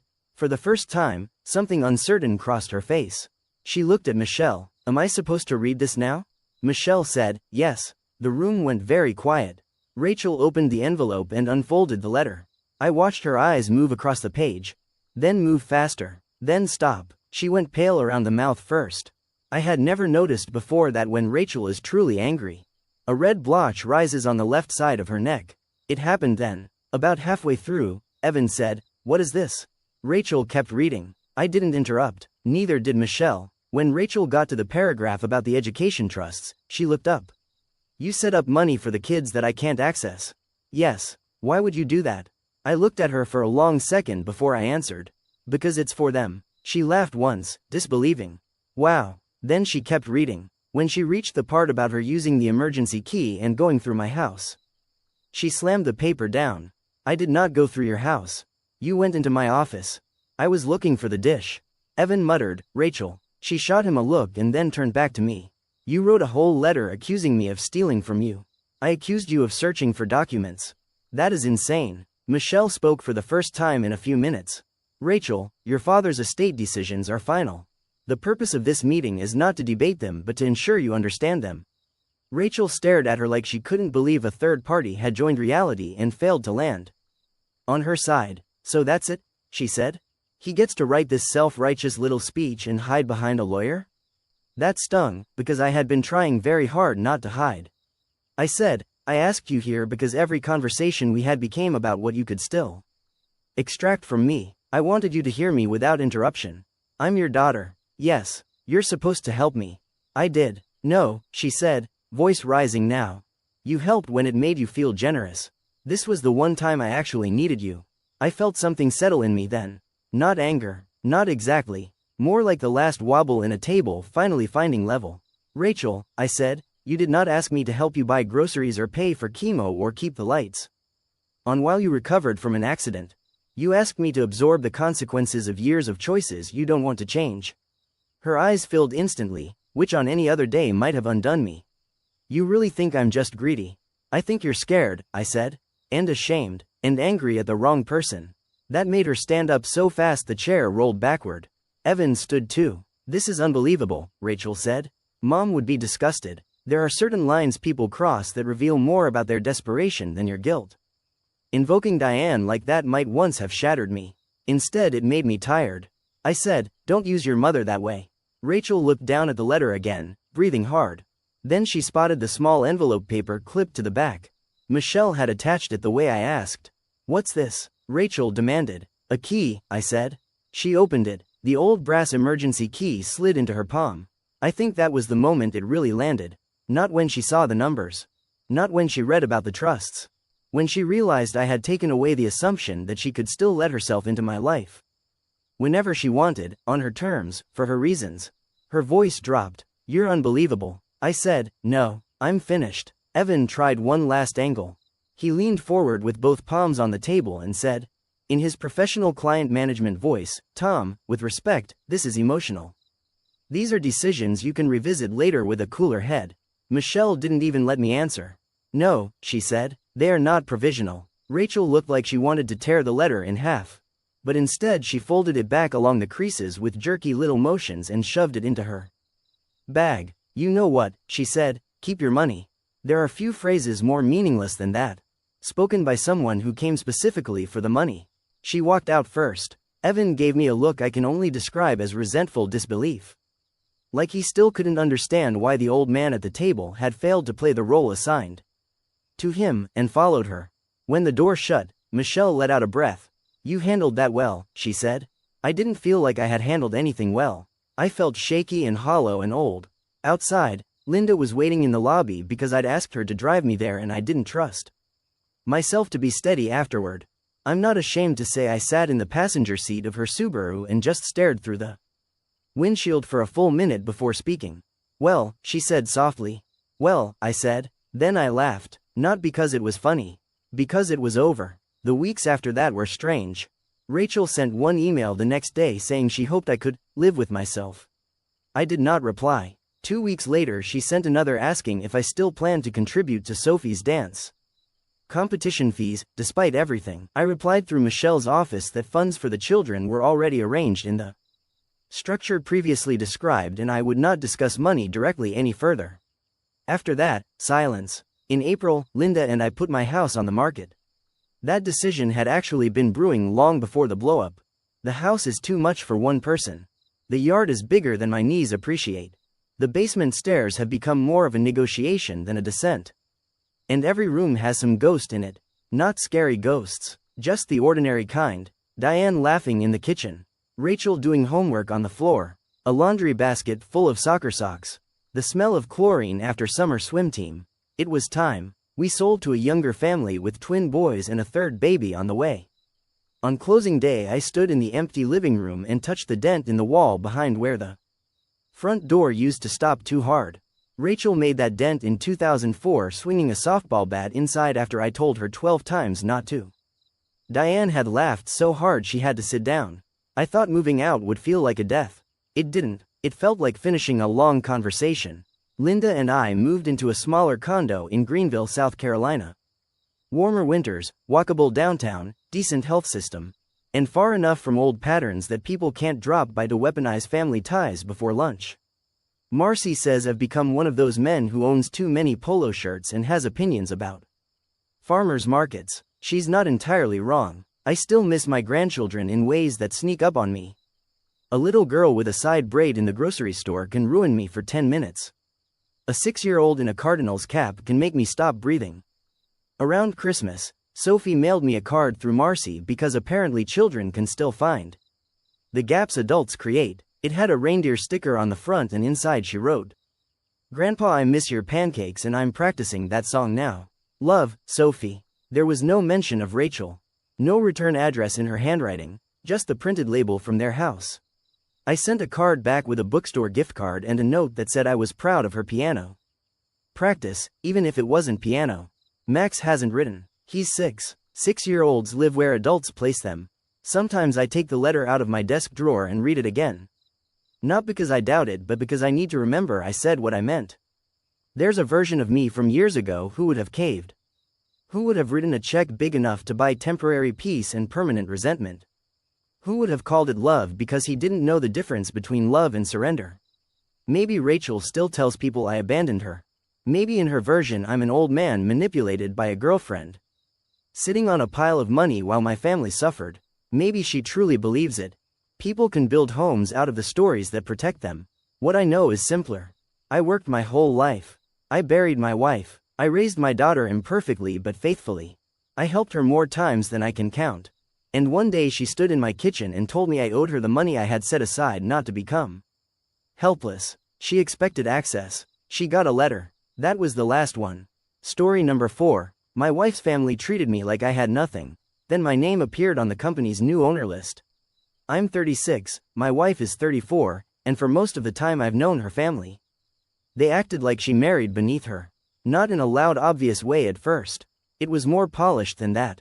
More smiles, little comments, loaded questions, that kind of thing. The kind of behavior where if you call it out, everybody suddenly acts shocked and says they were only trying to help. My wife, Emily, grew up in Fairfield County, Connecticut. In one of those towns where every third person either works in finance, used to work in finance, or married somebody in finance. Her dad, Richard, spent 30 years as a senior executive at a regional logistics company that got bigger than anybody expected. Her mom, Diane, is one of those women who can make a simple lunch sound like a board meeting.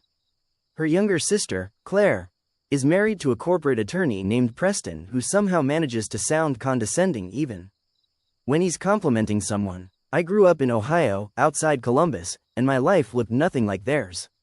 My dad was a mechanic, my mom worked in a public library. And I was the first person in my family to get a 4-year degree. I did it with scholarships, student loans, and a campus job shelving boxes in the athletics department warehouse at 6 in the morning.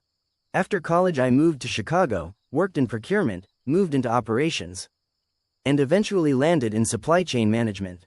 Stable career, good money, not flashy. I've never cared much about status signals. I care if the mortgage gets paid, if the work gets done right, and if the people I love are taken care of. That difference in mindset might as well have been a language barrier with Emily's family. When Emily and I met, she was living in Chicago for work. We met at a friend's rooftop 4th of July party in Wicker Park, started dating a few weeks later. And things got serious pretty fast. She's smart, steady, funny in a dry way. And one of the few people I've ever met who can walk into a tense room and not absorb the tension into her bloodstream. She works in corporate communications, and she's very good at reading people. The funny thing is, she genuinely did not realize how bad her family could be until I was on the receiving end of it. The first time I met them in person was at Thanksgiving in Connecticut. About 9 months into our relationship, I flew out after work, got delayed in Philadelphia, landed late, picked up a rental car, and drove through cold rain to her parents' house. I remember sitting in the driveway for a second, looking at this giant stone colonial with perfectly trimmed landscaping and warm yellow lights in every window, thinking I should have brought a nicer jacket.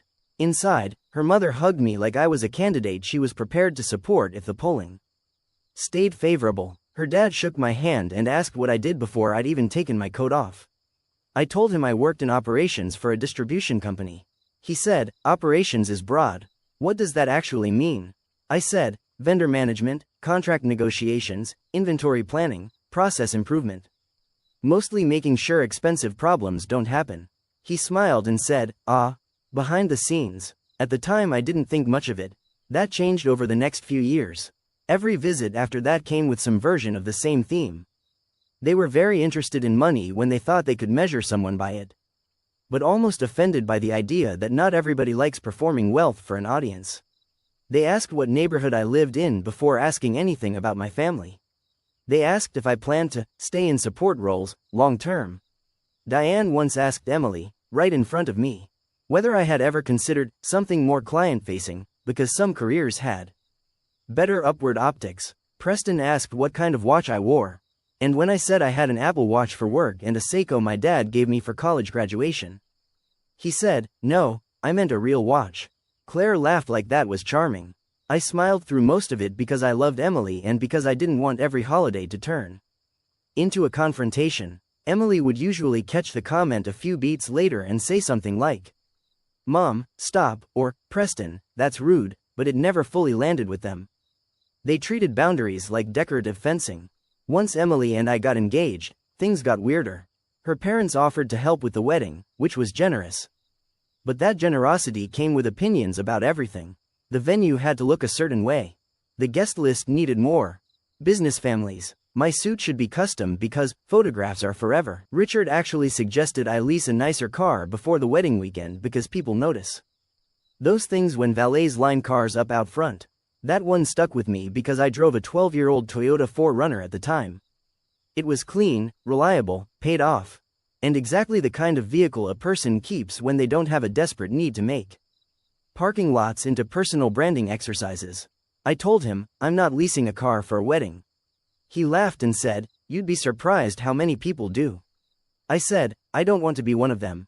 The wedding happened anyway. It was beautiful. Emily looked incredible. We had a genuinely great day. But I remember standing at the reception bar 20 minutes before first dances while two of her parents' friends asked if I was joining Richard's world now, and whether I planned to move into the executive side of things. I didn't even know what that meant. I still don't. After the wedding, Emily and I moved to Westchester because her job shifted to New York and my company let me go hybrid. We bought a house in Tarrytown that was smaller than what her family expected and more expensive than anything my parents could imagine. I loved it immediately. Old wood floors, weird closet dimensions, one bathroom with water pressure that felt judgmental, and a backyard just big enough for a grill and a dog we hadn't gotten yet. Richard and Diane came up the first month after we closed. Diane walked through the front door, paused in the entryway, and said, "This has potential." Potential, like we had bought an underperforming intern. Then Richard asked if we stretched too far financially because the kitchen needed help. Emily said, "We bought what we wanted." Richard said, "Of course. I'm just saying first homes often become expensive lessons." That was the exact kind of comment they specialized in. Never direct enough to be called an insult without a debate, but always designed to remind us that in their minds, they were the standard. Emily started seeing it more clearly after we got married because now it wasn't just a few awkward dinners. It was constant. Her mom would send her listings for houses we had never asked about. Her dad would forward articles about leadership presence. Claire would make little jokes about our starter era, which was funny because Claire and Preston rented a luxury apartment in Boston and talked like they personally founded real estate. What made all of it especially irritating was that I wasn't struggling. I was doing well, actually. Better every year. About 5 years before all this came to a head, I had joined a mid-sized industrial supply company based in White Plains. They handled regional warehousing, equipment distribution, and specialty fulfillment contracts for manufacturers and healthcare networks. Not glamorous, but solid. The kind of business most people never think about until something breaks and suddenly everybody realizes supply chains are real. I started as a director over strategic sourcing, got promoted twice. And by 35 I was running a large chunk of operations and vendor consolidation. I was the guy they brought in when a branch was bleeding money or a system wasn't scaling. I made a strong salary, annual bonus, equity incentives, all of it. I just didn't talk about it much because, unlike Emily's family, I wasn't raised to narrate my finances as a personality trait. Around that same time, the company's founder retired, and a private ownership group took over. The old leadership culture shifted. Some of that was good, some wasn't. There was more pressure, more restructuring, and more executive churn. Through all of it, I kept my head down and did the work. Then, 2 years ago, I got pulled into a strategic planning group for acquisition integration.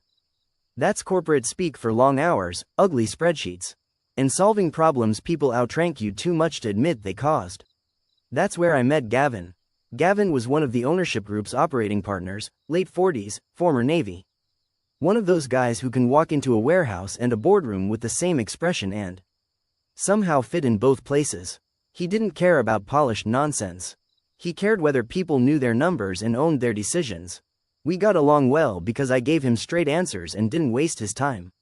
Over the next 18 months, he looped me into more and more expansion modeling, vendor renegotiation, consolidation plans, cost recovery, divestiture analysis.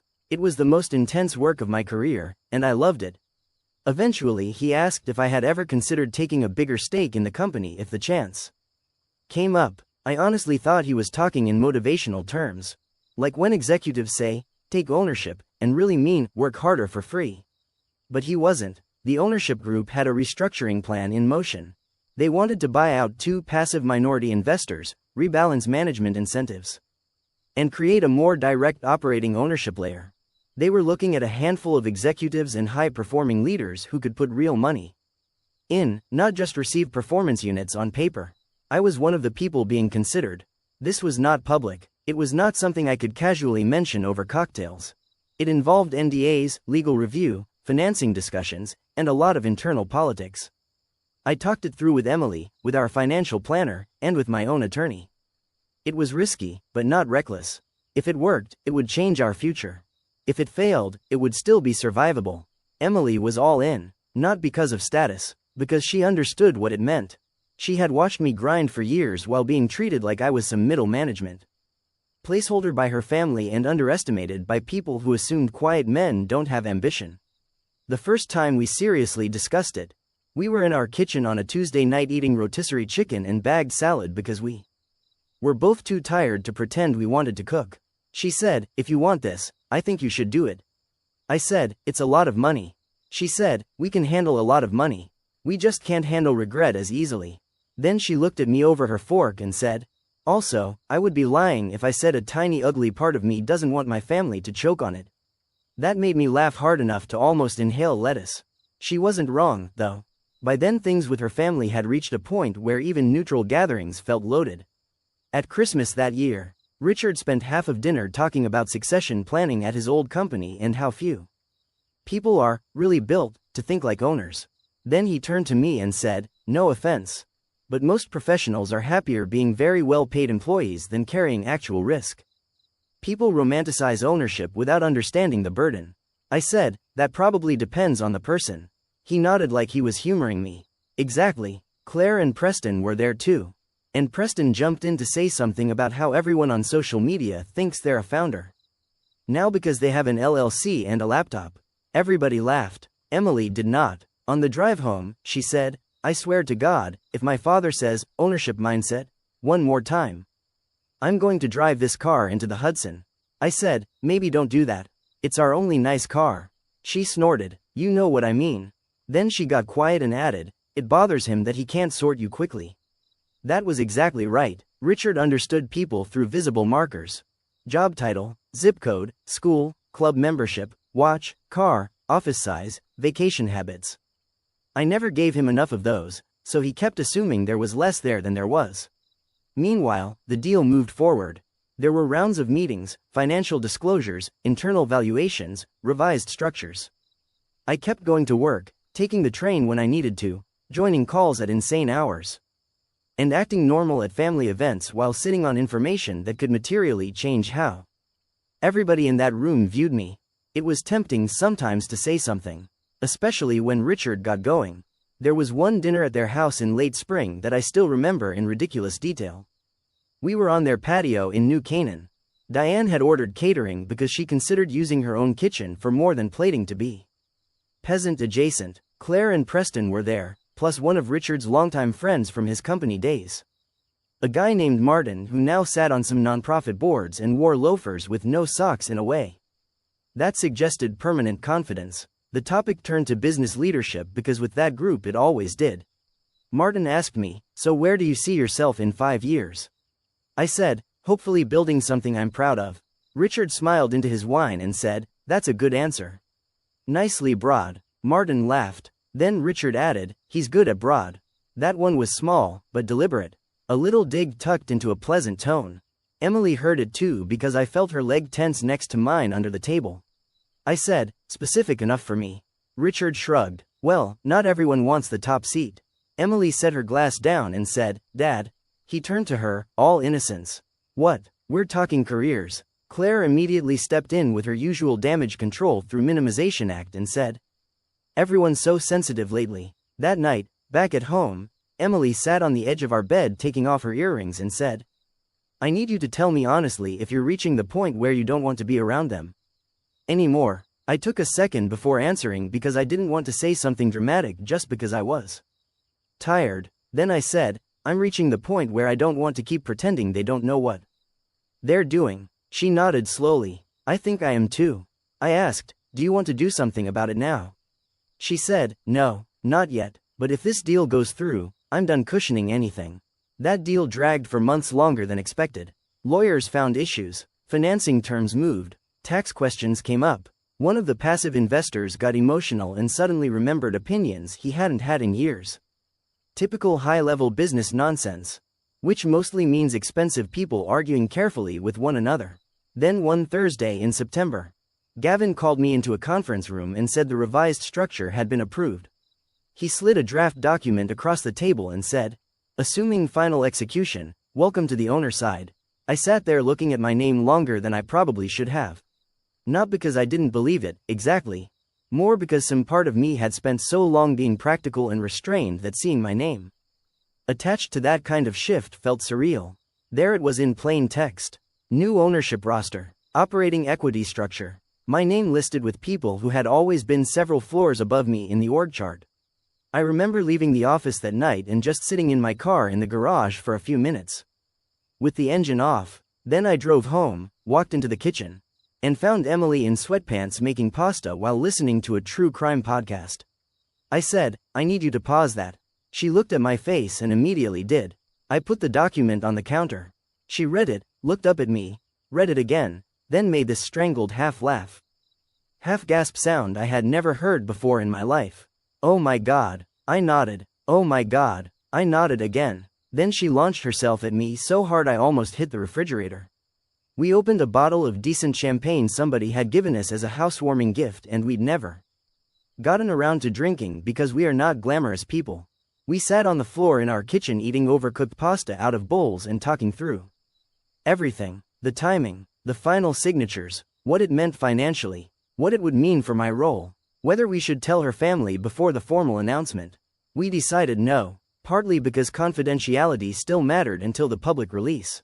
Mostly because both of us knew exactly what would happen if we said anything early. Her parents would act supportive. Her sister would find a way to position it as inevitable because I was around the right people, and nobody would be forced to sit with the fact that they had misjudged me for years. 2 weeks later, the official internal announcement went out. The company had an all-hands virtual town hall for management. followed by a public leadership communication, followed by updated materials distributed to clients, partners, and the board. Then, because this was a company with multiple offices and an appetite for self-congratulation, there was an in-person leadership event at headquarters where the new structure would be presented. Formally, my name was on the new owner list. Not buried either, right there with the rest of them. The timing was almost absurdly perfect because that same weekend, Richard and Diane were hosting a big family dinner. Claire and Preston were coming in from Boston, and a few extended family people were expected too. Emily and I briefly discussed skipping it because we knew once the announcement circulated, somebody would mention it, but Emily said no way, we're going. I asked, for the satisfaction. She said, for the anthropological value. The internal release went out Thursday morning. By noon my phone was blowing up. Work people, former bosses, a couple old college friends who had somehow seen it through LinkedIn within 10 minutes because that website is just ambition in a trench coat. My mom cried on the phone. My dad, who never says much, told me he was proud of me in a voice so steady it almost made me lose it. By Thursday afternoon, I knew there was no chance Richard hadn't heard. His old industry overlaps with mine more than he likes to admit, and he still talks to everybody. He did not call, neither did Diane. Claire texted Emily on Friday with a suspiciously cheerful, "Looking forward to seeing you tomorrow." Emily showed me the message and just said, "Cowards." Saturday evening we drove to her parents' house. It was one of those early fall nights where the air is cool enough to feel expensive. Emily wore dark jeans, boots, and a navy sweater. I wore a charcoal jacket, white button-down, no tie. Nothing dramatic, just normal. I remember looking at us in the front hall mirror before we left and thinking we looked like exactly what we were, a married couple going to dinner. Except one of them had spent years being treated like he was one rung below acceptable. The second Diane opened the door, I knew. You can always tell when a polished person is trying to act normal through discomfort. Their face gets too intentional. "Hi, sweetheart." "Hi, Daniel. That's me, by the way. Daniel." I realized I hadn't said it yet. She kissed Emily, hugged me lightly, and stood back as if there wasn't a giant unspoken thing hovering in the foyer. Richard came in from the study a few seconds later. Now, Richard is not a man who startles easily. But there was a stiffness to him that told me he'd been waiting to see whether I would bring it up. First, he shook my hand and said, "Big week." I said, "You could say that." He nodded once. "Congratulations." "Thank you." Emily looked between us like she was watching a lab experiment. At dinner, the tension sat right in the middle of the table with the roast chicken. Claire tried to break it first. "So, Daniel, sounds like things are changing at your company." I took a sip of water and said, "They are." Preston smiled that fake friendly corporate smile of his. "Pretty major shift. Pretty major." Then there was a pause where I think everybody expected me to start performing gratitude and modesty for their benefit. Instead I cut another piece of chicken. Diane jumped in. We were all so surprised. Emily said, "Why?" The whole table went quiet. Diane blinked. "I just mean the timing." Emily said, "No, I know what you mean. Why were you surprised?" Richard gave her a warning look. "Emily." She set her fork down. "No, I'm serious. Why was this so shocking to everybody?" Claire laughed nervously. "Can we not do this?" Emily turned to her. "Actually, I'd love to do this."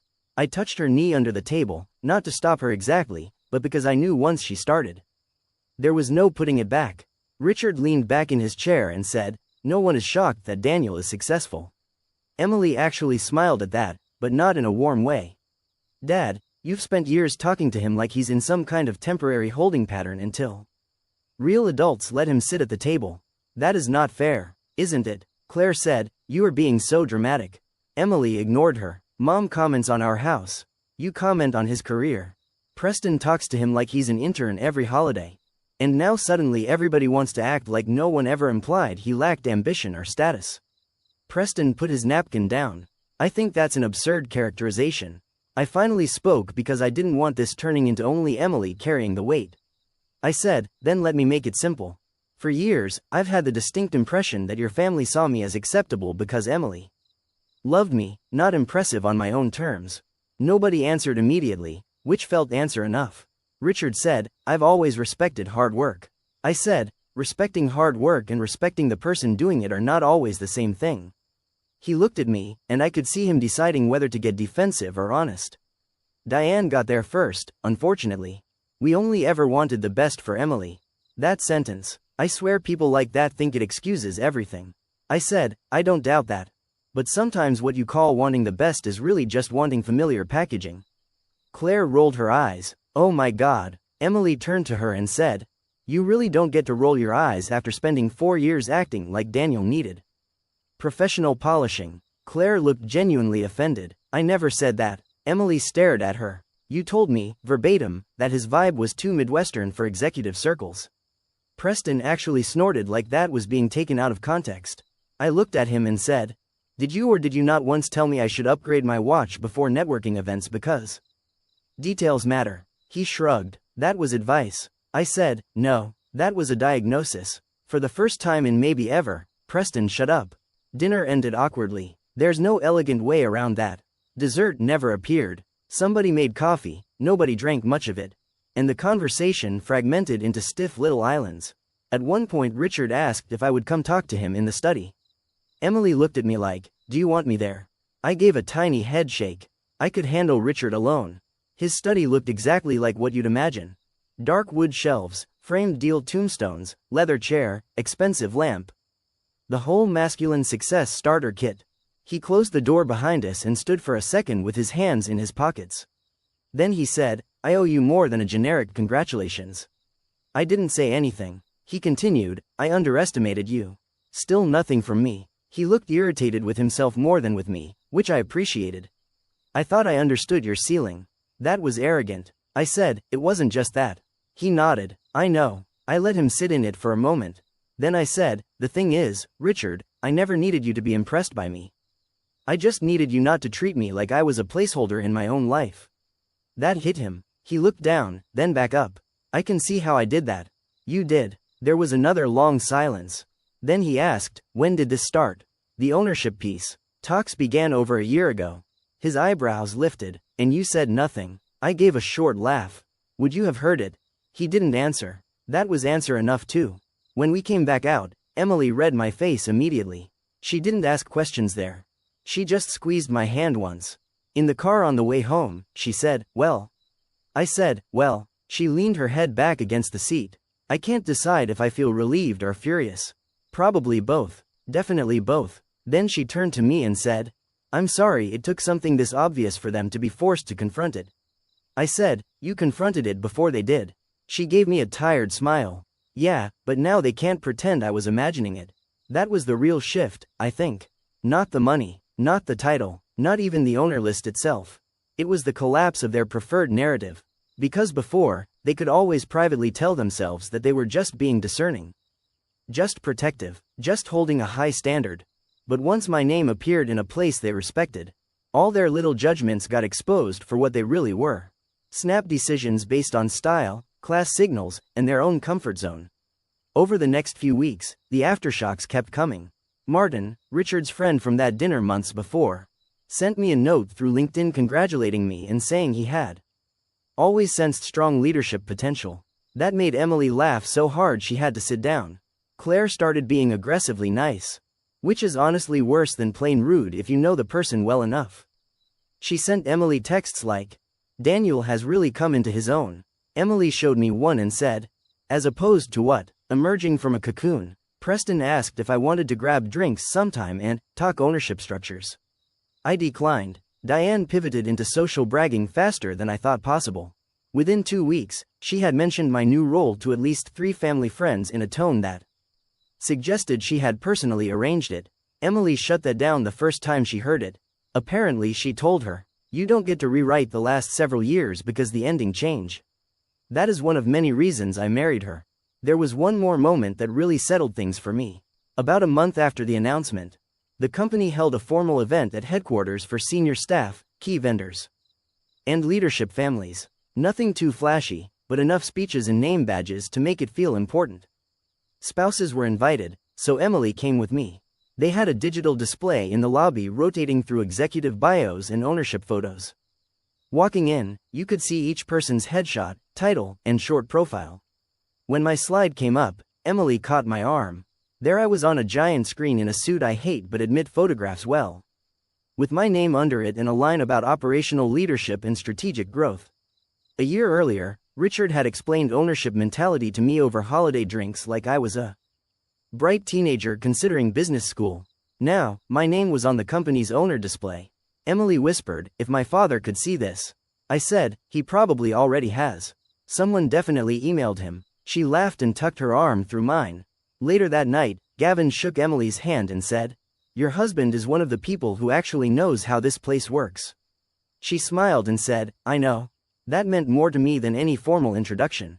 Not long after that, Richard invited us to dinner again. Just the four of us this time. Smaller, quieter, less performative. I expected awkwardness, but it was actually decent. At one point, after Diane went to check on dessert and Emily followed to help, Richard and I were alone at the table. He looked at me and said, "I've been thinking about something you said." I waited. He said, "About familiar packaging." I nodded. He took a breath and said, "I think I spent a long time assuming competence should look recognizable to me." That's not a defense, just the truth. I appreciated that more than a polished apology. I said, "Most people do that in some form." He gave a dry little smile. "Yes, but not everyone does it with such consistency." That was probably the closest Richard will ever come to openly calling himself out, and for him, it was real. Things aren't magically perfect now. Families don't transform in a single dramatic scene. Claire is still Claire. Preston still acts like conversations are billable. Diane still believes there is no life problem a better centerpiece or throw pillow cannot improve. Richard still slips into executive monologue mode when he's tired. But they treat me differently now, and not just because of the title. There's more care, more pause before speaking, more awareness that I'm not going to quietly absorb whatever hierarchy they feel like projecting. Emily says the whole thing changed how she sees her own upbringing too. Not in a tragic way. Just clearly, she told me once that growing up in that environment trained her to read value through polish, even when she consciously rejected it. She had to unlearn some of that after we got married. I told her I had my own version too. I was so determined not to look insecure that I sometimes stayed quiet longer than I should have. I thought letting things slide made me above it. Sometimes it just made me available for repeat behavior. If I'm being really honest, part of why this hit so hard was because it tapped into an old fear I don't love admitting. When you're the first person in your family to enter rooms like that, there's always a little voice asking whether everyone else can tell, whether you're missing some invisible stamp, whether confidence is something other people inherit and you have to assemble from spare parts. The difference is, I never tried to solve that by imitating people like Richard. I solved it by getting better at what I do. That's what still feels best about all of this. Not that they were wrong, though they were. Not that my name showed up on the owner list, though I'm proud of that every single day. It's that nothing about how I got there depended on turning into the kind of man they would have recognized sooner. I didn't suddenly become smarter because the title changed. I didn't become more disciplined because the announcement went out. I didn't become more worth respecting because a company document said owner next to my name. I was the same guy when they talked down to me over dinner. The same guy when they implied I lacked ambition. The same guy when Claire said my vibe was too Midwestern and Preston tried to dress up class. Anxiety as professional advice. The paper changed, the person didn't. A few weekends ago, Emily and I were at my parents' place in Ohio for my nephew's birthday. My dad was out back by the grill wearing the same old baseball cap he's had for 15 years.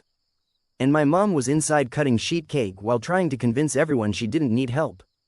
My brother had a game on in the background. My niece was trying to show me a magic trick that had zero chance of working but was still adorable. Emily stood next to me in the kitchen and said, "You know what's funny? What? If your family had a giant company owner announcement, they'd print it out and put it on the fridge with a magnet from Myrtle Beach." I laughed. That is exactly what they do. She leaned into me and smiled. I like your version better. So do I. And if I sound bitter, I'm not exactly. Relieved is probably the better word. Relieved that I'm no longer forcing myself to dismiss things I could feel with my own skin. Relieved that Emily sees it too. Relieved that if her family ever starts slipping back into old habits, I don't need an owner list to defend my place in the room. Still, I'd be lying if I said there wasn't some satisfaction in watching years of assumptions die quietly the second my name appeared where they thought it never would. Story number 5. My mother-in-law demanded a key to our house. 3 days later, my security camera proved why. I'm still so angry I can barely type this without my chest tightening up all over again. And my husband keeps telling me to calm down and not make this bigger than it already is. Which is honestly part of why I'm here writing this instead of sleeping. I'm 32, my husband Nathan is 34. And we bought our first house a little under 6 months ago in a suburb outside Columbus, Ohio. It's not huge and it's definitely not some dream mansion, but it's ours. 3 bedrooms, beige siding, a small fenced backyard, a porch that needs repainting, and a kitchen that was clearly remodeled by someone who had never actually cooked a meal in their life. The cabinets are pretty but half the drawers stick. One outlet by the fridge only works if you jiggle the plug. And the previous owner apparently believed every wall in the house should be some slightly different shade of greige. I still love it. We spent 3 years in a 2-bedroom apartment with a woman upstairs who vacuumed at midnight and a guy across the hall who fought with his girlfriend so loudly that I knew their whole relationship timeline against my will, so having a house felt huge to me. I planted herbs in little black planters by the back steps. Nathan put up shelves in the garage and called it the workshop, even though it was mostly a place for extension cords and unopened boxes. We argued over couch placement, paint samples, and whether the guest room should be a real guest room or my office. Normal house stuff. The one thing I was really clear about from the beginning was that I wanted our house to feel private, peaceful, ours. That matters because Nathan's mom, Donna, has absolutely no sense of boundaries. When I say that, I don't mean she's a little overbearing in the sweet, annoying way some mothers are. I mean she treats other people's lives like unlocked rooms she's entitled to walk through. She has opinions about everything and she delivers them with this smile that makes it hard to call her rude in the moment, because she always leaves herself just enough room to act innocent. The first time I met her, she looked me up and down at Nathan's sister Paige's engagement party and said, "Oh, you're much prettier than Nathan described, which probably says more about him than you." Then she laughed like that was adorable and touched my hair without asking. At our wedding, she wore champagne even after I had specifically told both our mothers I'd rather they not wear anything close to white. Her defense was that her dress was oatmeal, not champagne, which I guess was supposed to make it less weird. During the reception she told 3 separate people that Nathan had always needed a strong woman to organize him, which was her way of complimenting me while also implying I was now his project manager. When we lived in the apartment, she'd text that she was in the area and ask if she could come up. But the text usually arrived from the parking lot. If I didn't answer quickly enough, she would call Nathan. If he didn't answer, she'd send a second text like, "Just checking you're alive lol." When we bought the house, I knew it was going to get worse. Donna lives about 25 minutes away with Nathan's dad, Greg, who is the kind of man who has perfected the art of disappearing emotionally whenever his wife starts bulldozing people. He's not mean exactly. He's just spineless in a very polished suburban dad way. He wears quarter zips, says things like, "Let's not start World War III over this," and then quietly lets Donna do whatever she wants. Nathan has one younger sister, Paige, who's 28, newly married. And honestly the only person in that family besides Nathan who seems capable of admitting Donna is difficult. Paige usually does it in a whisper, like she's confessing to a crime. She'll say stuff like, "Mom means well, she just gets intense." Which is one of those sentences people say when they know someone is impossible but don't want to deal with the fallout of saying it clearly. The day we got the keys to the house, Donna cried on the front walk and said she was just so proud of her boy. Then she walked inside, did a full lap through every room, opened the hall closet, and asked where we planned to keep the cleaning supplies because you don't want guests seeing clutter. Guests. We had been inside our own house for maybe 7 minutes. Over the next few weeks she got worse in this really specific way that made me feel crazy because each individual thing could almost be explained away if you looked at it by itself. She'd come over and move things while talking to me. I'd be making coffee and she'd be casually straightening the bowl on the island or relocating mail from the counter into a drawer I hadn't chosen for mail. Once I left the room to take a work call and came back to find she had reorganized the spices, so it made more sense. Another time she told Nathan our bedroom curtains looked a little cheap and sent links to more expensive ones before she had even made it home. She also started referring to our house as the house in this oddly proprietary tone. Like, How often are you airing out the basement in the house? Or you should really think about a keypad on the front door for the house. At Sunday dinner one week, she asked if we had made copies of our house key yet. Nathan said we had one spare locked in a little combination box in the garage. Donna immediately said, "Good, I'll need one." I laughed because I honestly thought she was kidding. She wasn't. She looked right at me and said, "Not for everyday use, Emily. Just for emergencies. Every parent should have a key to their child's house." I said, "I don't think we're giving out house keys." Her smile got tighter. "Not even to family." I said, "Not as a standard thing, no." Nathan jumped in with this awkward half laugh and said, "Mom, if there's an emergency we have the lockbox." Donna waved that off. "A lockbox is for contractors. I'm not climbing around in your garage and squinting at tiny numbers if my son needs me." That annoyed me right away because my husband is a grown man. Not a Victorian child with a weak constitution. And also because the whole sentence carried that old familiar assumption that she'd obviously be the person needed in some dramatic emergency. I said, "If there's ever a real emergency, we can give someone the code." She tilted her head and gave me that soft little fake confused expression. "I don't understand why you're being so formal about it." I could feel Nathan starting to shrink into himself beside me. Which is what he does when he wants conflict to evaporate through sheer passivity. So I stayed calm and said, "I'm not being formal. I just don't want anybody having free access to our house." Donna looked at Nathan, not at me, and said, "You're okay with that?" And Nathan, God help me, said, "I mean, M just likes privacy." M just likes privacy. Like I was the quirky one with the weird hang-up. And not a normal adult who didn't want her mother-in-law letting herself into the house like she was checking on a rental property.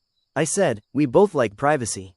He nodded then, but weakly, and the moment had already shifted into me being the difficult one. Donna smiled again and took a sip of iced tea. "Well, I think it's hurtful, but it's your house." That should have been the end of it.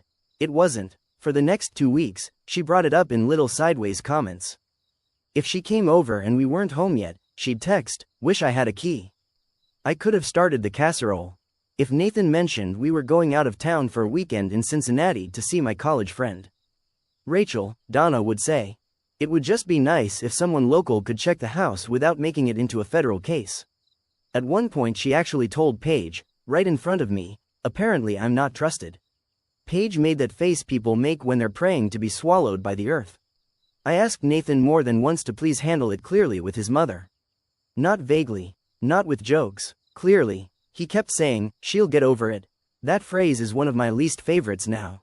Because people only say it when they want you to quietly absorb somebody else's behavior until it stops inconveniencing them. Then came the Tuesday that really set everything off. I work from home most days.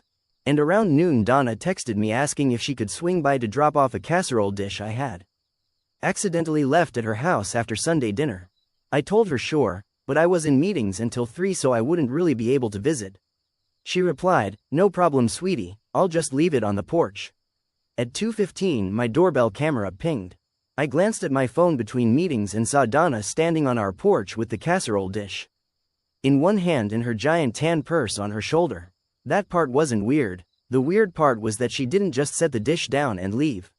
She looked around first. Not casually either. She turned her head toward the driveway, then toward the street. Then leaned closer to the door like she was listening. After that she reached into her purse and pulled out something small and metallic. My stomach dropped so hard it felt physical. She tried a key in our front door. It didn't work. She looked irritated. She tried again, then crouched and did something near the handle like maybe she thought she wasn't turning it right. Then she straightened up, glanced around again, picked up the casserole dish, and finally set it down. Then she leaned toward the doorbell camera and smiled.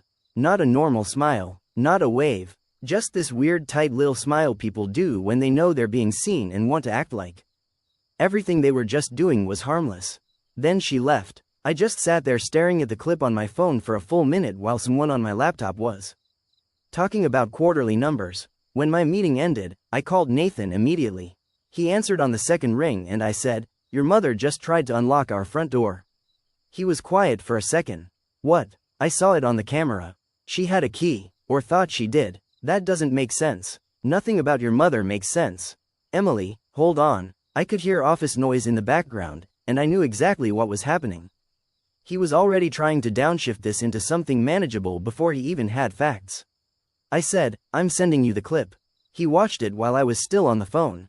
Then he exhaled hard. Okay, that's weird. Weird. I said, weird as her buying the same throw blanket as me after seeing mine. This is not weird. This is her trying to get into our house. Maybe Dad asked her to check if the lock was sticking or something. Why would your dad ask her to check our lock? I don't know, I'm just saying there could be an explanation. I actually got so mad I laughed. An explanation for why she has a mystery key she was trying in our door after demanding one for weeks. Did you ask her yet? No, Nathan. I called you because she is your mother. He said he'd handle it that night. I spent the rest of the afternoon simmering so hard I could barely focus. Every time I thought about the way she looked around before trying the key, my skin crawled. It wasn't curiosity. It wasn't absent-mindedness. It was sneaky. She knew she wasn't supposed to be doing it. When Nathan got home, I had already replayed the video at least 10 times. Partly because I was furious and partly because I could not stop trying to figure out where the key came from. We had changed the locks the week after moving in because the house came with one of those vague key situations where the seller gave us 3 copies and admitted there might be another one floating around somewhere. So unless Donna had somehow gotten one of our current keys copied, whatever she used should not have worked. Nathan watched the clip again on our TV in the living room. Bigger screen, even worse. He rubbed the back of his neck and said, I'll call her. He put her on speaker because I told him I was done with partial versions of conversations. Donna answered like everything was normal. Nathan, hi honey. Mom, did you go by the house today? I dropped off Emily's casserole dish. Why? He glanced at me and said, the camera shows you trying a key in the front door. There was the tiniest pause. Then Donna laughed. Oh, for heaven's sake, is that what this is about? I was seeing if the old spare still worked. Nathan frowned. What old spare? The one Greg found in the junk drawer from when you two were moving boxes around. I assumed it was an extra. I mouthed, liar, immediately. Because there was no junk drawer at our house yet. We had one random kitchen drawer with batteries, coupons, and scissors. But Greg had not been in our kitchen unsupervised digging through drawers. Also, why would she assume a random key belonged to our house, bring it over without mentioning it, and try it secretly instead of just asking? I said, loud enough for the phone to catch it. If she thought it was our spare, why didn't she hand it to us? Donna's voice changed a little then, sweeter but sharper underneath. Emily, I wasn't trying to upset you. I was literally helping, by trying to let yourself in, by checking whether I had found one of your extra keys. Nathan said, Mom, why didn't you just text? She sighed like we were exhausting. Because I didn't think a 20-second check would become an interrogation. That's what she always did. Skip over the behavior and react to your reaction instead. I said, did you copy one of our keys? Of course not. Then where did the key come from? I just told you. No, you gave a story. Nathan shot me a look like he wanted me to cool it. Which only made me angrier because why was I the one expected to modulate? Donna's tone sharpened. I don't appreciate being accused of something shady over a house key. I said, then don't act shady with a house key. Silence. Then Greg's voice in the background, faintly, asking who she was talking to. Donna said, your son is upset because I tried a random key in his door. Apparently I'm a criminal now. Greg came on the line then, sounding confused. What key? Donna said, too fast, the one from the drawer. Greg paused. What drawer? I will never forget that moment. Not because it was dramatic, but because it was small and clear and impossible to explain away. Nathan heard it too. His whole face changed. Donna recovered almost immediately and said, honestly, never mind. If this is going to turn into an attack, I'm done discussing it. And she hung up. Nathan stood there with the phone still in his hand. I said, well, he didn't answer. I said, are you finally hearing yourself? He sat down on the couch and said, okay, that looked bad. Looked bad. I said, Nathan, she lied in real time and your dad accidentally stepped on it. He was quiet a long time after that. Then he asked me to send him the video again so he could keep it on his phone. That should have felt validating, but mostly I was just tired. The next day Donna texted both of us in a group chat. I'm sorry yesterday got blown out of proportion. I should have explained better. I found a key on an unlabeled ring in a bowl of miscellaneous things from the move and thought I'd test it before tossing it. Lesson learned. I read it twice and immediately noticed how carefully it avoided everything that mattered. She had changed the location of the key from Greg's junk drawer to a bowl from the move. She still didn't explain why she looked around first. She still didn't explain why she hadn't mentioned any of it when she dropped off the dish. She still didn't explain why she smiled at the camera after trying to get in like she knew exactly how this looked. I didn't answer. Nathan replied, "Okay, just okay." I stared at that for a full minute and then typed, "This doesn't explain why you were trying to enter our house without permission." Donna responded almost instantly, "I was not trying to enter your house without permission. I was checking a key for your benefit. I'm sorry if your camera footage made it seem more sinister than it was." My camera footage made it seem more sinister than it was. That sentence sent me into orbit. I told Nathan right then that I wanted the locks changed again. He said we had literally changed them a few months ago. I said I did not care. If there was even a 1% chance she had access, I was changing them. He finally agreed, though he said, "I just don't know if we need to make this into a whole thing with my family." I remember looking at him and thinking, it already is a whole thing. You just keep hoping if you don't name it, it'll disappear. We had a locksmith out the following morning. While he worked, I asked him something that had been nagging at me. I showed him the clip and asked if there was any way to tell whether the key she used was close to ours or just random. He couldn't tell from the video, obviously, but he did ask to see all the keys we had been using. While comparing the old cylinders he had removed from our doors with the current setup, he mentioned something that made the hair on my arms stand up. One of our old locks had visible scrape marks consistent with repeated key testing. That doesn't prove it was Donna. I know that, but the house had been empty except for us and the occasional contractor for months. And suddenly I was remembering small things I had shrugged off. A closet light left on when I was sure I hadn't used that closet. The back door unlocked one Saturday morning when I thought I'd locked it the night before. A package moved from the front porch to inside the screen side entry and Nathan saying maybe he had done it and forgotten. At the time, each thing had seemed too minor to argue over. Now they started stacking in my head in a way I hated. That Friday night we had dinner with my younger sister Claire and her husband Mason. They live downtown and have the kind of marriage where they roast each other lovingly in public and somehow make it look easy. Claire took one look at my face and said, "What happened? You look like you're about to file charges against somebody." So I told them. Mason actually paused mid-bite and said, "Your mother-in-law tried to break in." I said, "According to my husband, that's too strong a phrase." Claire asked if Nathan had lost his mind. Nathan got defensive immediately and said, "I didn't say it was okay. You just said it wasn't a big deal enough times that you practically gift-wrapped it," Claire said. Claire has never been especially diplomatic, and in that moment I loved her for it. Nathan said Donna was probably being nosy and controlling, not dangerous. Claire said, "Do you hear how bad that still is?" Mason asked the obvious question. Why did she need access that badly? Nobody had a good answer. Then Claire said something that stuck with me. She said, "Because it's not about the key. It's about whether she can cross a line and make you accept it." That was exactly it. It wasn't really about metal. It was about control, about making our home porous to her, about proving she could still get in, physically and otherwise, whether I liked it or not. The next piece fell into place on Saturday. Our next-door neighbor Melissa came over with a package that had been misdelivered. Melissa is in her 40s, divorced, owns 2 giant golden retrievers, and knows more about the comings and goings on our street than any human should. She's not nosy in a malicious way. She's nosy in a suburban survivalist way. If a squirrel blinks wrong on our block, Melissa probably has a theory. As she handed me the package, she said, "Your mom was here the other day, right?" I said, "Mother-in-law." Melissa nodded, the blonde lady with the big purse.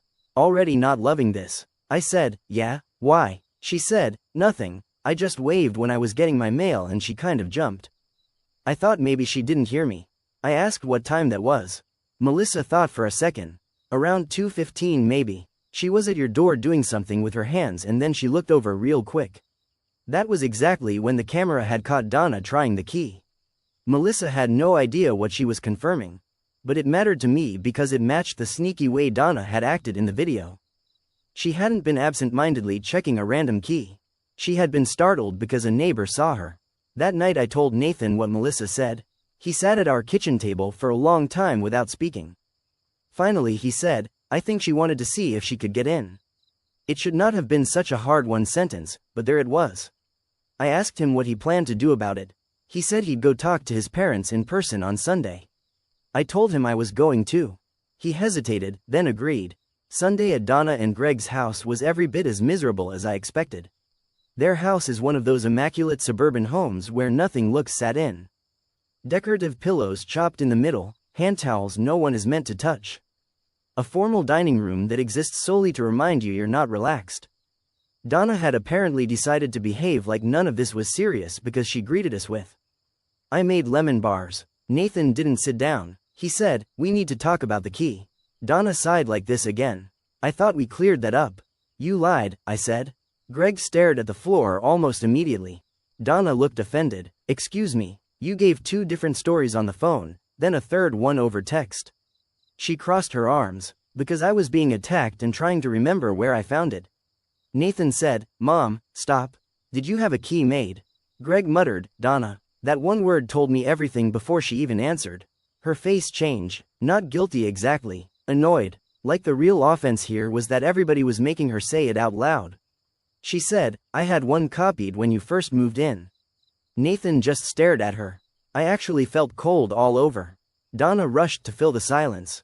"Before you both overreact, I did it because somebody should have one in case something happened. You were moving, boxes were everywhere, you were both stressed. And I knew this would become a dramatic issue if I asked." I said, "So you stole our key and copied it?" "I borrowed it for 20 minutes. Nathan," I said, because I honestly did not trust myself to keep my voice level much longer. He looked wrecked. "When?" Donna said, "When you left your keys on the counter during that cookout in April." I remembered that day immediately. We had a few people over, including his parents, Paige and her husband Trevor. And my friend Rachel, who was in town. At one point I had gone upstairs to grab extra sunscreen from the hall closet. And Donna had been alone in the kitchen for maybe 5 minutes while people were in the backyard. I felt sick. Nathan asked, "Why would you do that?" Donna threw up her hands. "Because you never listened to me. Because new homeowners are careless. Because if there was an emergency, I was not going to be standing outside your house waiting for permission while something terrible happened." I said, "Nothing terrible was happening. You just wanted access." She snapped back, "I am your family." I said, "Family doesn't secretly copy keys." Greg finally spoke up, soft as ever. "Donna, you should have just told them." She turned on him instantly. "Oh, now you have opinions." There it was, the whole dynamic in one sentence. Nathan asked where the copied key was. Donna hesitated just enough. I said, "You still have it." She said, "Not anymore." "Where is it?" "In my purse." That purse again. She actually went and got it. A massive tan leather bag that could probably hold a toaster oven. She dug through makeup, receipts, gum, and a tiny notebook until she pulled out a single silver key on a floral keychain. She held it up like she was surrendering something in a hostage exchange. Nathan took it from her and just stared at it in his hand. Donna immediately started crying, which would have landed better if I hadn't just spent days getting manipulated by her. She said she was being treated like a criminal when all she had ever done was try to protect her family. I said, "You tried to get into our house after we explicitly said no." She cried harder and said, "I raised him. I changed his diapers. I sat up with him when he had croup. And now suddenly I have to ask permission to enter his home like I'm a stranger." Nathan said, very quietly, "Yes." That one word hit the room like a dropped plate. Donna looked genuinely shocked. Which told me that on some level she really had believed motherhood gave her permanent override. Access to every boundary he might ever set. Then she turned to me and said, "This is you." There it was. Not even surprising, just ugly. I said, "No. This is what happens when someone says no and you decide it doesn't apply to you." She told me I had always been territorial. Greg told everybody to calm down. Nathan told his dad to stop smoothing it over. Donna said if we were going to punish her over one mistake, we could forget Sunday dinners for a while.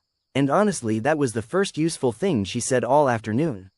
We left. On the drive home, Nathan was silent.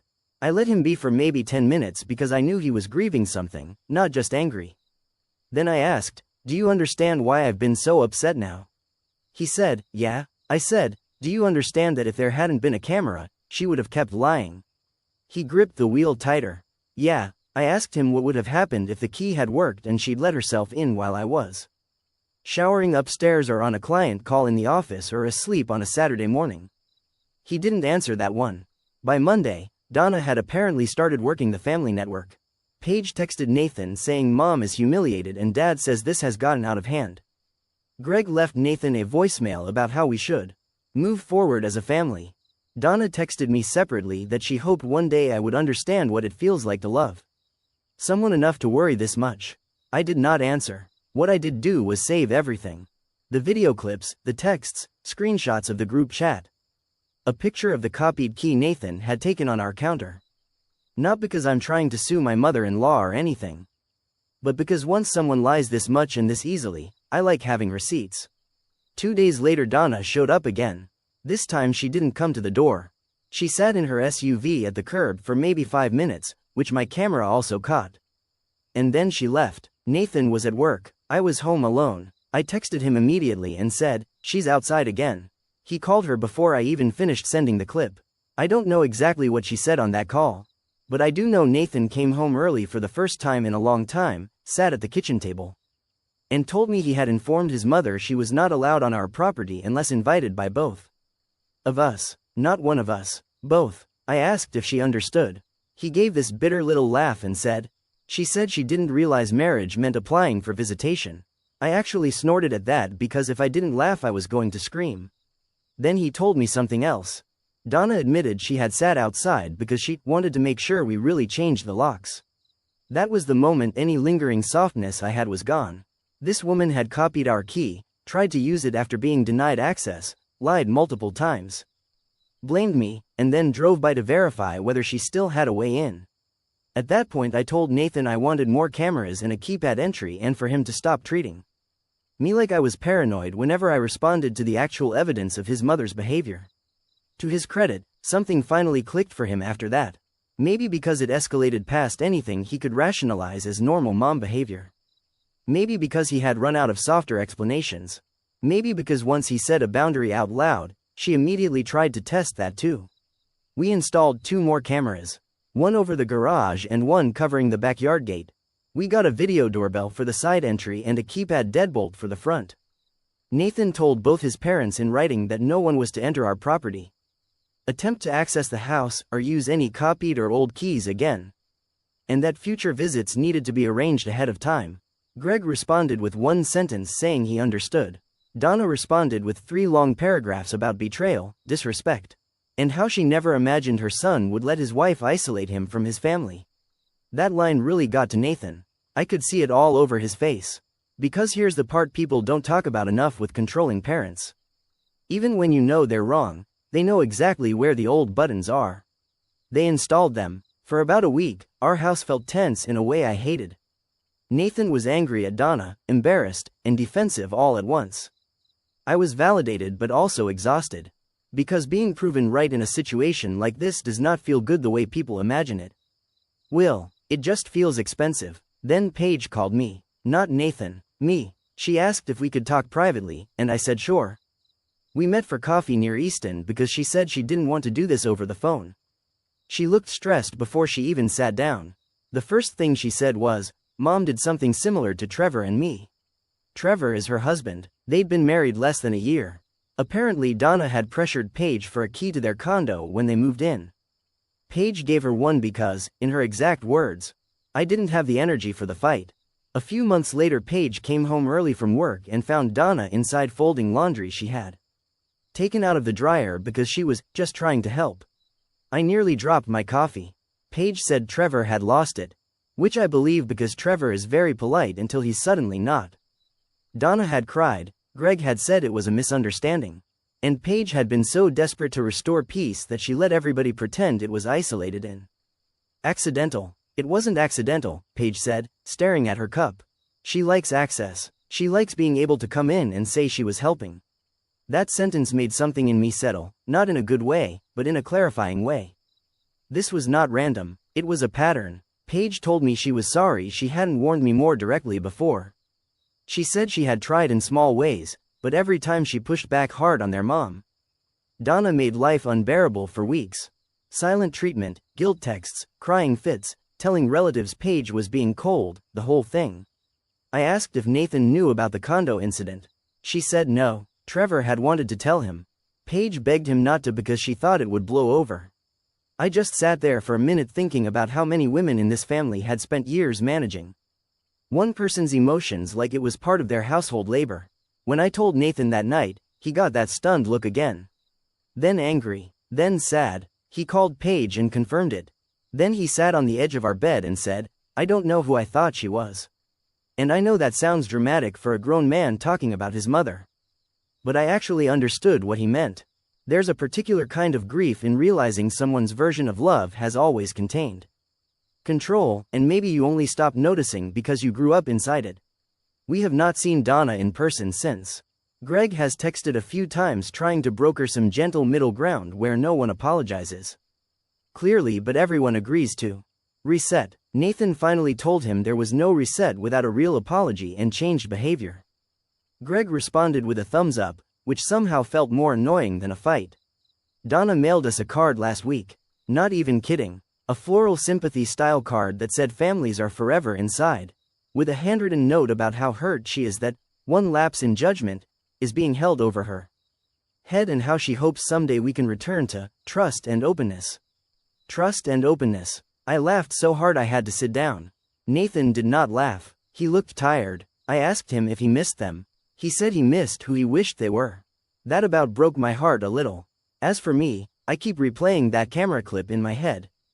Donna standing there on our porch, checking the street, trying the key. Then smiling at the camera when she realized she'd been caught in a way she couldn't fully talk around. That tiny performance at the end bothers me almost more than the key itself. It's the audacity of it, the confidence, the assumption that even if she got caught, she could smooth it over and everybody would eventually make room for her version of events. And if there hadn't been a camera, maybe she would have been right. That's the part that gets me. If we didn't have proof, this would still be one more vague, stomach-twisting thing I felt was off while everyone else encouraged me not to be dramatic. Without that footage I'd still be getting told she meant well, she worries, she's old school. She was only helping, maybe you misunderstood. But I didn't misunderstand. I saw exactly what she did. Now the issue isn't whether it happened. It's what to do with the fact that it did. Right now she doesn't have a key, the locks are changed, the cameras are up. And Nathan has finally stopped minimizing it. That should make me feel safe, and mostly it does. But I still get tense when the doorbell goes off unexpectedly. I still check the camera before I open the door even if it's broad daylight. I still wonder how many times she tested the line before she got caught by video. And honestly, I don't know where this goes from here. I'm not interested in some fake reconciliation where I'm expected to smile through dinner while she cries about how excluded she feels from a house she literally tried to access behind our backs. I'm also not trying to blow up my husband's entire family permanently if there's a version of this where real boundaries actually stick. But I do know one thing for sure.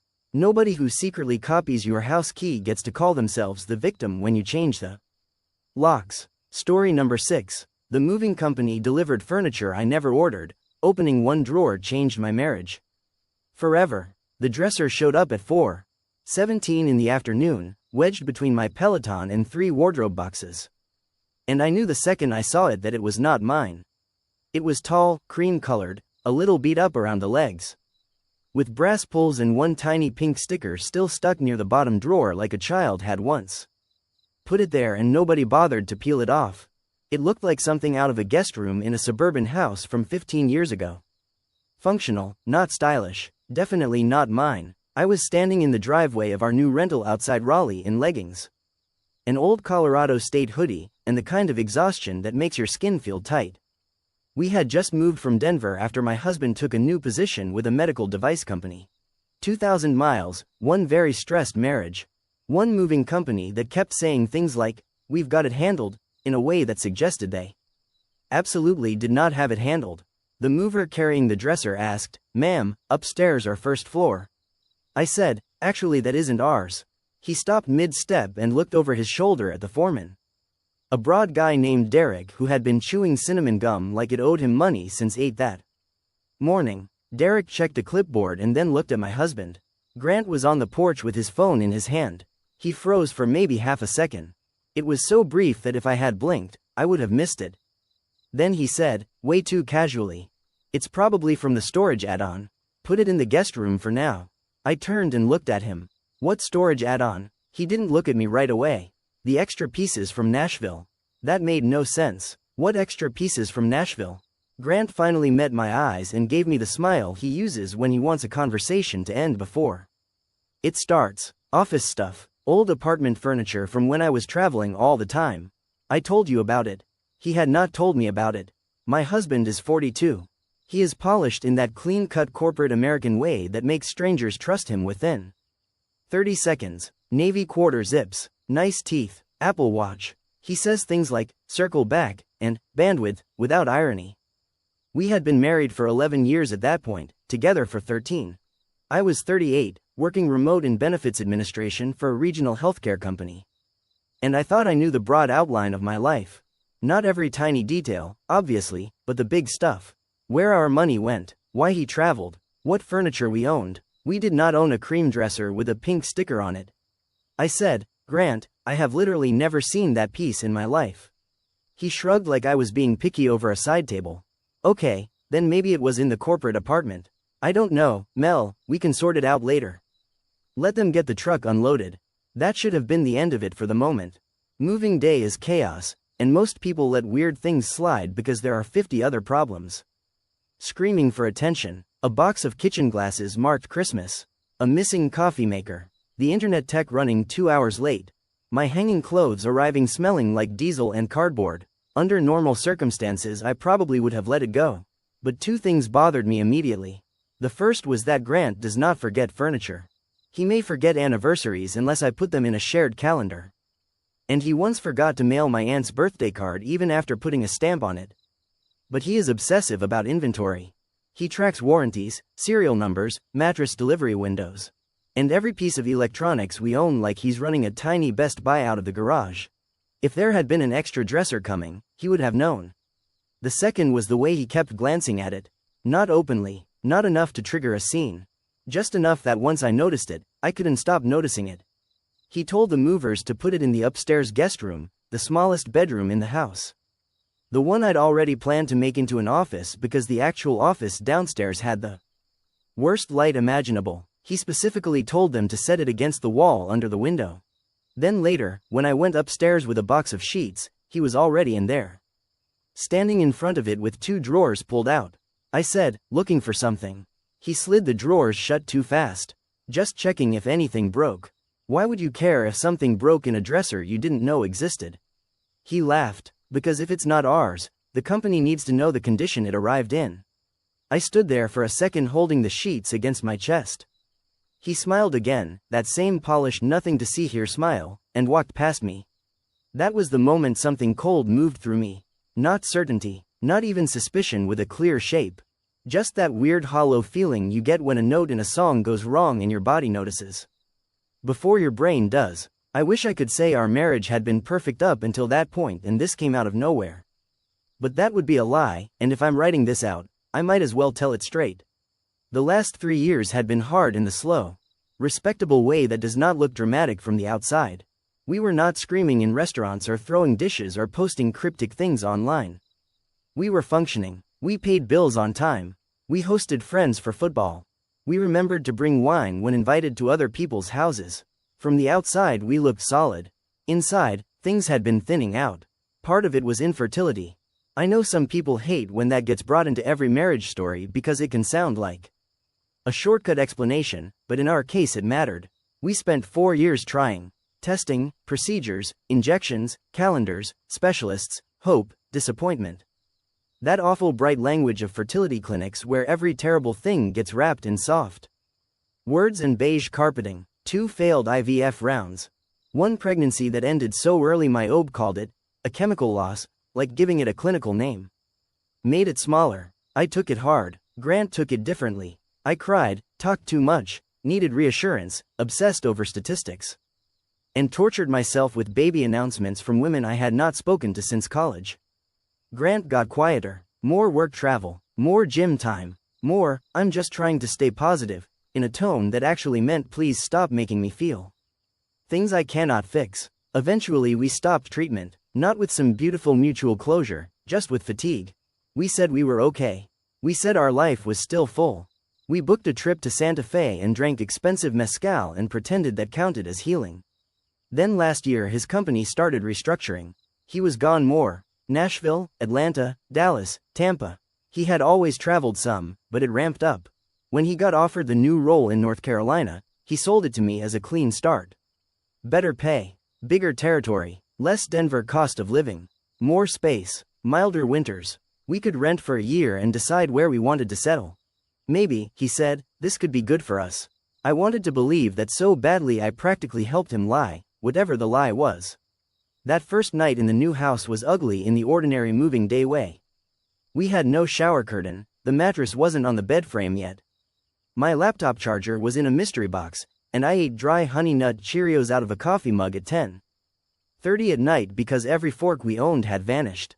Grant was on edge. He kept checking his phone, stepping out onto the back patio to take calls. Coming back and saying things like, just logistics, when I asked who it was. At one point I said, can you please just tell me what the story is with that dresser? He was cutting open a box marked bathroom 2 with my favorite kitchen knife because apparently chaos makes men lose all respect for labels. He didn't look up. I told you. It was probably from the furnished apartment the company used when I was in Nashville. That doesn't answer why it came with our shipment. He exhaled hard through his nose. Because I had some stuff moved out of storage and consolidated. It was efficient. Since when do you have stuff in storage in Nashville? He sliced the tape too deep and nicked a towel. Melissa, can we not do this tonight? That answer was so bad it almost answered the question by itself. I stared at him. You kept furniture in another state and never mentioned it. It wasn't furniture I cared about. It was just leftover stuff. What kind of stuff? Temporary apartment stuff. Lamps. Side tables. Whatever. So why are you acting weird? I am not acting weird. Grant. He put the knife down too hard and faced me. I am trying to get us through this move without another emotional inquisition. That's what I'm doing. The phrase emotional inquisition sat in the room like smoke. I said, that is a very interesting thing to say to your wife who is asking why random bedroom furniture from Nashville just landed in her house. He rubbed both hands over his face. I'm tired. You're tired. We don't have to turn every odd detail into some giant thing. That was another shift in our marriage that had happened gradually enough to almost pass as normal. Whenever I brought up something uncomfortable, he started making the problem my tone, my timing. My tendency to overthink. If I noticed distance, I was insecure. If I questioned a charge on the credit card, I was anxious. If I pointed out that he spent half of Thanksgiving answering Slack messages, I was being unfair about work demands. So I shut up, not because I believed him, because I was too tired to fight on a floor covered in boxes. The next morning he left early to meet someone from the new office. He kissed my forehead, told me to rest if I could, and said he'd try to be back by 3 to help unpack. I remember standing in the kitchen after he left, holding a chipped mug of instant coffee, staring at all the boxes with black marker labels in my own handwriting and thinking how insane it was that I could identify my life by cardboard categories and still not know what was in the guest room. I spent most of the morning setting up the kitchen because putting dishes away calms me down. Plates first, then bowls, then mugs. Then that stupid little crock for wooden spoons that I bought at Target in 2017 and still irrationally love. Around noon I carried a stack of office supplies upstairs so I could start turning the guest room into workspace. The dresser was still there. In daylight it looked even less like ours. The paint had yellowed slightly around the edges. One handle was looser than the others. There was a faint smell I could not place at first. Something powdery and sweet under the odor of old wood and moving blankets. Not perfume exactly. More like baby shampoo. I set the supplies down and just stood there. If it had been truly not ours, truly a company mistake, why had Grant not already called the movers? Why had he not told me sooner that he had an old furnished apartment in Nashville? Why had he acted like I was being unreasonable for wanting a coherent answer? I told myself I was not snooping. I was trying to identify property in my own house. I opened the top drawer. It was empty except for a single white sock, tiny, maybe toddler-sized, stuck in the back corner. That made my stomach drop even though it could have meant anything. Could have belonged to whoever owned it before. Could have fallen in during packing. Could have been from Goodwill for all I knew.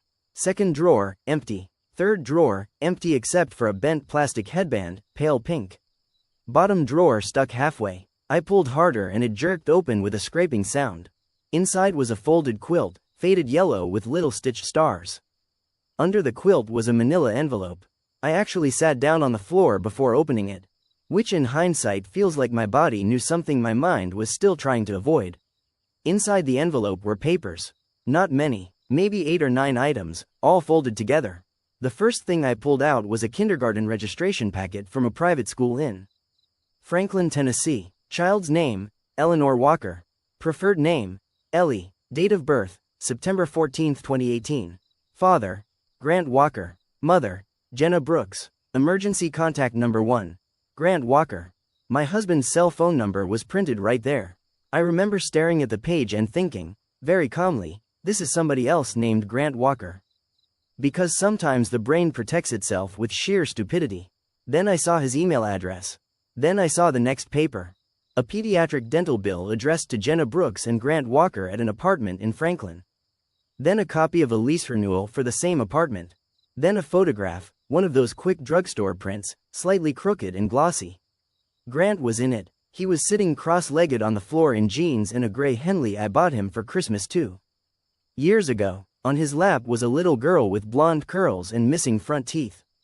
Both of them grinning at something out of frame.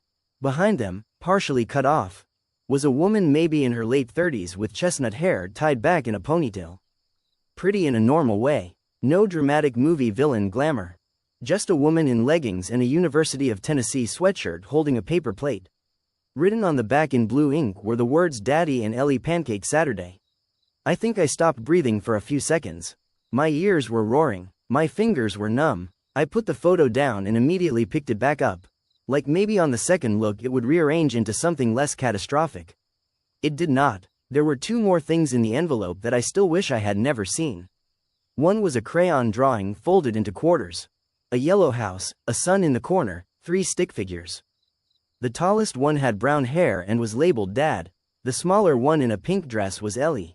The third was Mom. Over all of them, in crooked kindergarten letters, was my family. The other was a birthday card. Not new, a little bent around the edges. Front covered in glitter stars. Inside, in uneven handwriting probably guided by an adult, it said, I love when you come for Friday movie night. Mom says you have to work in Denver but I wish you lived here all the time. Love, Ellie. I am 6 now. I do not remember standing up. I do remember realizing my knees hurt from the hardwood and that I was suddenly freezing even. Though it was late August and the house still felt humid, I went through the room like a cop with a warrant. That sounds dramatic, but I need you to understand the mental switch that happens when your life cracks open in 1 second. I was no longer a wife trying to avoid overreacting. I was a person in an active emergency. I checked behind the dresser. Nothing. I checked the closet, empty except for moving blankets. I went back to the papers and looked harder. There was a storage unit receipt clipped to the back of the lease packet. Nashville Metro Storage, Unit C14. Primary account holder, Grant Walker. Access code ending in 11. Balance paid in full through the current month. Then it all clicked so hard I had to sit back down. The dresser had not come from some forgotten corporate apartment. It had come from his storage unit. The one he never told me existed. The one attached to an apartment he shared in some form with a woman named Jenna Brooks and a 6-year-old girl named Ellie who called him Dad and drew him in yellow houses. I did something I am not proud of but would probably do again. I went through our finances. Grant had always handled the big picture stuff because he enjoyed it and because after the fertility years I had a hard time looking at numbers tied to medical bills and failed hopes. We had joint checking, joint savings, separate credit cards, normal married people setup. Nothing secret, at least I thought. I knew the passwords to everything because I insisted on that after my father had a stroke and my mother discovered he managed their whole life through a yellow legal pad nobody could decipher. I opened the laptop. I logged in. At first it looked normal. Mortgage payoff from Denver. Deposit for the North Carolina rental. Utility setup fees. Gas stations. Hotels. The bland language of married middle-class life. Then I searched Nashville. Flights. Rental cars. Restaurant charges. A recurring electronic payment every month to Cumberland Ridge Apartments. Smaller Zelle transfers to Jenna Brooks. school tuition payments, pediatrician, dance studio, Target in Franklin over and over.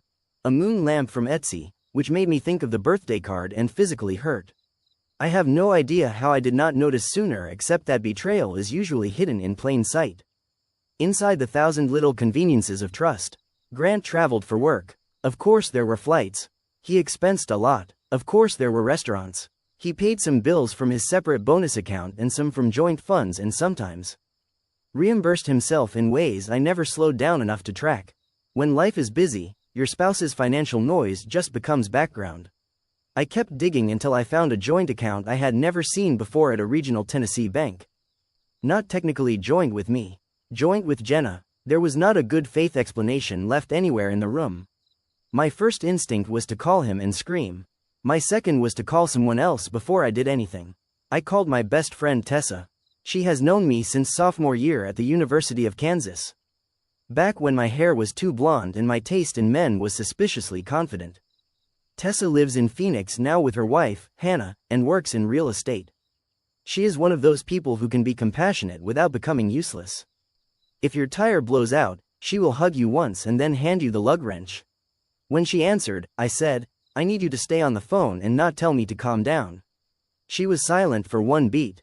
What happened? I told her. Not elegantly, not in order. I just spilled it. The dresser, the papers, the little girl, the bank account, the apartment, the way my hands were shaking so badly I could barely unlock the laptop.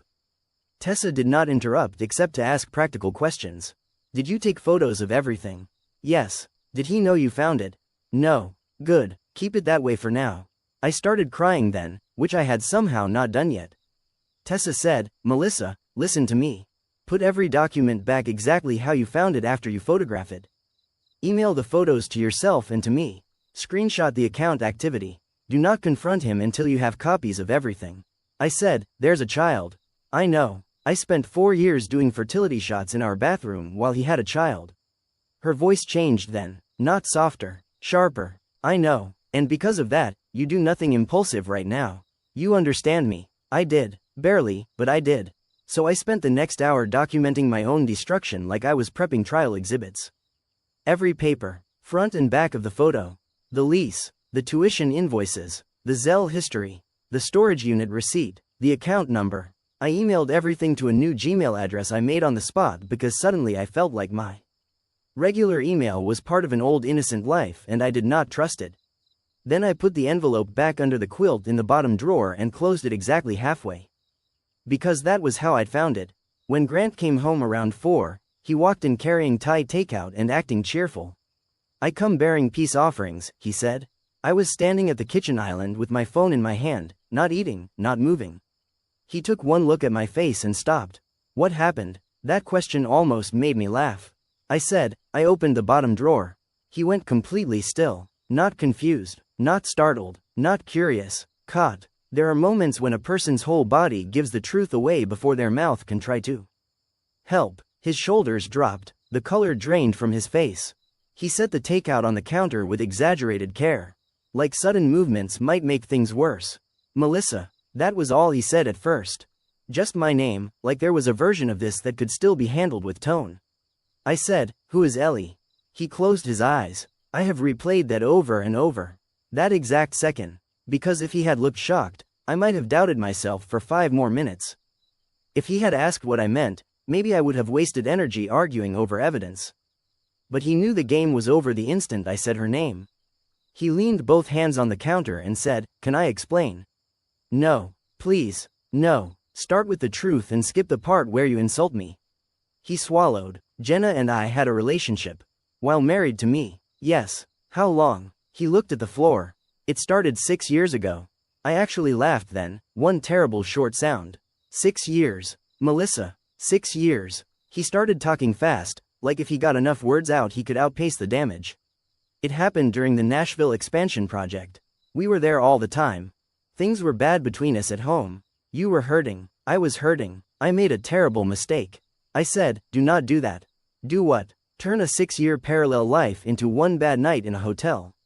He flinched because he knew I was right. So I made him say it plainly. He had met Jenna when his company staffed a temporary regional office in Franklin. She worked on the operations side for a vendor. They started sleeping together during one of the periods when he and I were deep in fertility treatment and barely speaking except about appointments and bills. He told himself it would end. Then Jenna got pregnant. She considered not continuing the pregnancy at first, according to him, but changed her mind. He said he panicked and promised to support the baby. Then somehow support turned into regular visits. Visits turned into a second lease in his name because Jenna's credit was bad after a divorce. Then there was a schedule. Fridays when he had an early flight, weekends when he was with hospital clients. Expenses tucked into work travel. A whole little architecture of lies. I asked, does she know about me? Yes. The fact that she knew about me did something strange to me emotionally. It made her more real and less real at the same time. Not some fantasy woman. Not an innocent bystander. An actual adult who knew my husband had a wife in Denver and built a life with him anyway. I said, so everybody knew except me. He opened his mouth and shut it again. I asked how old Ellie was even though I already knew. She'll be 6 in September, he said quietly. That was the same month I had my second failed IVF transfer. I had been on bed rest that weekend. He brought me soup, rubbed my feet, told me not to lose hope. And apparently somewhere inside that same season of our marriage he had another child in another state. I cannot describe that feeling cleanly. There is rage, yes. Humiliation, yes. But there is also something more primitive than both. Like your brain realizing your memories are contaminated. I asked, how much of our money went to them? He said, I don't know exactly. That answer made me see red. You don't know exactly. I covered rent sometimes. School, medical, basic stuff. With our money. Some of it was from bonuses. We are married, Grant. There is no bonus fairy that makes that separate. He sat down at the table like his legs might give out. I stayed standing because if I sat, I thought I might not get back up. Then I asked the question I almost did not want answered. Why now? Why did that dresser come here? He rubbed his forehead. I was closing the unit before the move. Why? Because I was trying to end it. I just stared at him. He kept going. Said Jenna was pressuring him to be more present. Said Ellie was getting older and asking harder questions. Said the move to North Carolina was supposed to simplify things. Fewer Nashville trips. More distance. He wanted to keep providing financially but stop pretending he could split himself between two lives forever. He said simplify, like he was reorganizing files, not abandoning one family to preserve another. Then he admitted something even worse. He had arranged for the movers to clear the Nashville storage unit and ship a few things to our new place temporarily because he did not want Jenna to have access to everything after they argued. He meant to go through it before I ever saw it. He thought the dresser had been emptied. That little sentence changed the temperature in the room. You were fighting with her. Yes. About what? He hesitated. Grant. About telling you. So not only had there been another woman and another child and another bank account, but there had also recently been active conversation about whether I would finally be allowed to know my own life. I walked out of the kitchen and into the downstairs half bath and locked the door because if I had stayed in front of him, I might have thrown something heavy enough to become my problem later. He knocked once. Melissa, please come out. I said, call a hotel. Can we just talk? No, you can leave. He said my name again, low and pleading. I ignored him. 10 minutes later I heard the front door close. I stayed on the bathroom floor for a long time. Then I called Tessa back.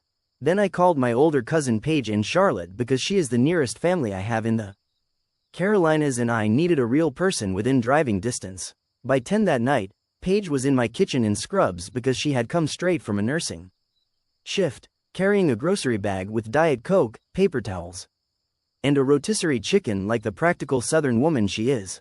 She did not ask any useless questions. She walked in, hugged me hard, and said, show me everything. So I did. Paige read the documents twice. She looked through the screenshots. She listened to the whole story and at the end said, very calmly, you need a lawyer before you need a therapist, although eventually you'll need both. The next 3 days were the longest of my life. Grant stayed at a Marriott 10 minutes away. He texted constantly, I am sorry. I know this is unforgivable. Please let me explain better. I never stopped loving you. Ellie did not ask for this.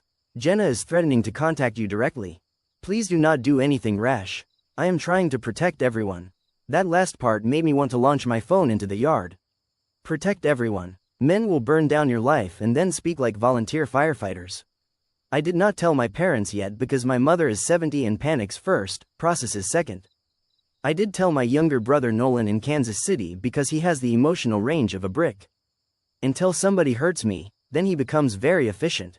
His first question was whether Grant had access to the house. His second was whether I had changed the passwords on all shared accounts. His third was whether North Carolina was a one-party consent state for recordings. Which is such a specific brother question that I almost laughed for the first time in days. I met with a divorce attorney that Monday. Her name was Paula Greer. Mid-50s, silver bob, navy sheath dress, absolutely no patience for nonsense. She had the kind of office where every chair is comfortable but you still sit up straight. I laid out everything. Paula read through the printed screenshots and documents and asked precise, devastating questions. How long had marital funds been used? Did we own property jointly? Were there any trust accounts? What compensation structures did Grant have? Was the Tennessee account funded only by his wages earned during marriage? Did I have copies of tax returns? Did I know whether he had ever listed another dependent? Had he named anyone else on life insurance? By the end of the meeting I felt sick again, but also anchored.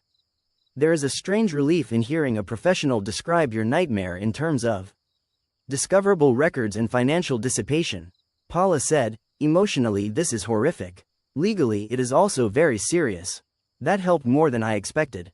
Because one of the worst parts of betrayal is how quickly you start minimizing your own reality. Maybe it was only emotional. Maybe the child changed everything. Maybe he was trying. Maybe I should hear him out. Maybe I am making too much of the money. No, he had maintained a second household with marital assets. That is what it was. Grant kept asking to meet in person. I refused until Thursday, when Paula suggested one controlled conversation might be useful if only to see what he would voluntarily admit, so I met him in a hotel lobby, not our house, not his room. And I recorded the whole thing after confirming the law. He looked awful. Same quarter zip, same nice watch, but wrecked around the eyes. Like he had aged 5 years in 1 week. I wish I could say that satisfied me. He cried, real tears, not performative ones. He said he loved me. He said he had been compartmentalizing so long he stopped believing a collapse would ever really happen. He said Ellie was innocent. He said Jenna was not some grand love of his life and that made it worse somehow, not better. He said he thought he could keep helping them without destroying us. He said he chose cowardice every step of the way because every clean truth would have cost him something he did not want to lose. That was probably the most honest sentence he said. I asked him if he had ever planned to tell me. He stared at the carpet and said, eventually. That word is poison. People use it when they mean never, unless forced. I asked if anyone else knew. At first he said no. Then yes, one person. His sister, Lauren. Lauren and I had spent Christmases together. She had held my hand after my second failed IVF cycle and sent me flowers with a note that said I was already more of a mother than most people understood. Meanwhile she knew her brother had a 6-year-old in Tennessee. I physically went cold all over again. I asked if his parents knew. No. I believed that, mostly because his mother cannot keep a secret if it would improve her own relevance. I asked if Jenna had ever asked him to leave me. He said yes. I asked if he considered it. He said, after a very long pause, I didn't know how. That was the closest thing to an answer I needed. By the time I drove home from that meeting, something inside me had shifted from shock to clarity. Not peace, not even strength in some glamorous sense. Just the clean understanding that the marriage I thought I had did not exist. And I was not obligated to keep performing loyalty to its ghost. Over the next 2 weeks I did the bleak administrative work of ending a life. Separate account, forwarded mail, inventory of valuables, copies of tax returns, contact with the landlord, temporary possession arrangement, statements from banks. Paula's office sent letters. Grant hired his own attorney. Suddenly the man who once forgot to buy toilet paper without texting me a picture of the shelf was communicating through counsel. The dresser stayed in the guest room the whole time. I could not bring myself to touch it again. I told myself it was evidence, which was partly true, but really it felt haunted. Not by Ellie. She was innocent, haunted by the fact that a whole second version of my husband's life had traveled across state lines and rolled into my house on a dolly while I stood there in a hoodie thinking the weirdest part of my week was going to be a broken lamp. A few days after I filed, Jenna contacted me. Not dramatically, no screaming voicemail, no social media message. An email, short, direct. She said she was sorry I had been lied to. She said she had told Grant for years that this would end badly. She said Ellie loved her father and did not understand adult failures. She said she would not contact me again after this but wanted me to know she had recently found out. He had promised me the move was for us, while promising her he would stay involved no matter what. And that this had become impossible for everyone. She attached one thing, a screenshot of a text from Grant 2 months before the move. I'll figure out the North Carolina setup and then come back and forth until things stabilize. Mel doesn't need details right now. I just need time. I read that text probably 20 times. Mel doesn't need details right now. That was me. My entire life reduced to a delay strategy. I forwarded the email to Paula and then sat in my car in a Harris Teeter parking lot and cried so hard. A woman loading groceries into a Tahoe asked if I was okay. I said yes because what else do you say to strangers when the real answer would take 40 minutes? And make both of you late. The part that people keep getting hung up on when I tell the story privately is the child. They want to know if I blame her. I don't, not even a little. I feel horrible for her. She did not ask to be hidden, scheduled, financed, and lied around. She drew a yellow house and wrote my family because as far as she knew, that was her life. The adults failed her too. What I cannot get over is the intimacy of the lies. Not just the sex, not even just the child. The layering, the careful use of my sympathy. The weekends he left because work was crazy. The times he came home looking emotional and said a hospital account was stressing him out. When maybe he had just tucked in his daughter 2 states away. The nights he held me while I cried about our failed fertility treatments and then texted another woman after I fell asleep. The amount of planning that took. Gaslight has become such an overused word online. But there is no better one for what it does to your memory. You start revisiting years of your own life like a witness whose testimony got contaminated. 3 weeks after I filed, Lauren called. I almost did not answer. She was crying before I said hello. She swore she only knew there had been a situation years ago and did not understand it had become an ongoing second family. I do not know whether that is true. Maybe she believed his version because it was easier. Maybe she suspected more and chose comfort. Either way, I did not have anything generous available for her. I said, "You knew enough to keep his secret from me." She said my name the way people do when they want access to your forgiveness before earning it. I told her not to call again. Since then I have had every kind of reaction from people. My mother cried and wanted to fly out the next day. My father got very quiet and then asked for Grant's hotel address in a tone I had not heard since high school. Nolan called Grant a suburban sociopath, which was harsh but not entirely off base. Tessa offered to come help me pack if I decided to leave North Carolina altogether. Paige has been the MVP of this disaster and checks on me every single morning with some version of, "You drink water yet?" Grant, for his part, keeps asking through his attorney whether I would consider mediation that takes into account the complexity of all family obligations involved. That phrase alone makes me want to bite drywall. Your secret daughter is not my family obligation.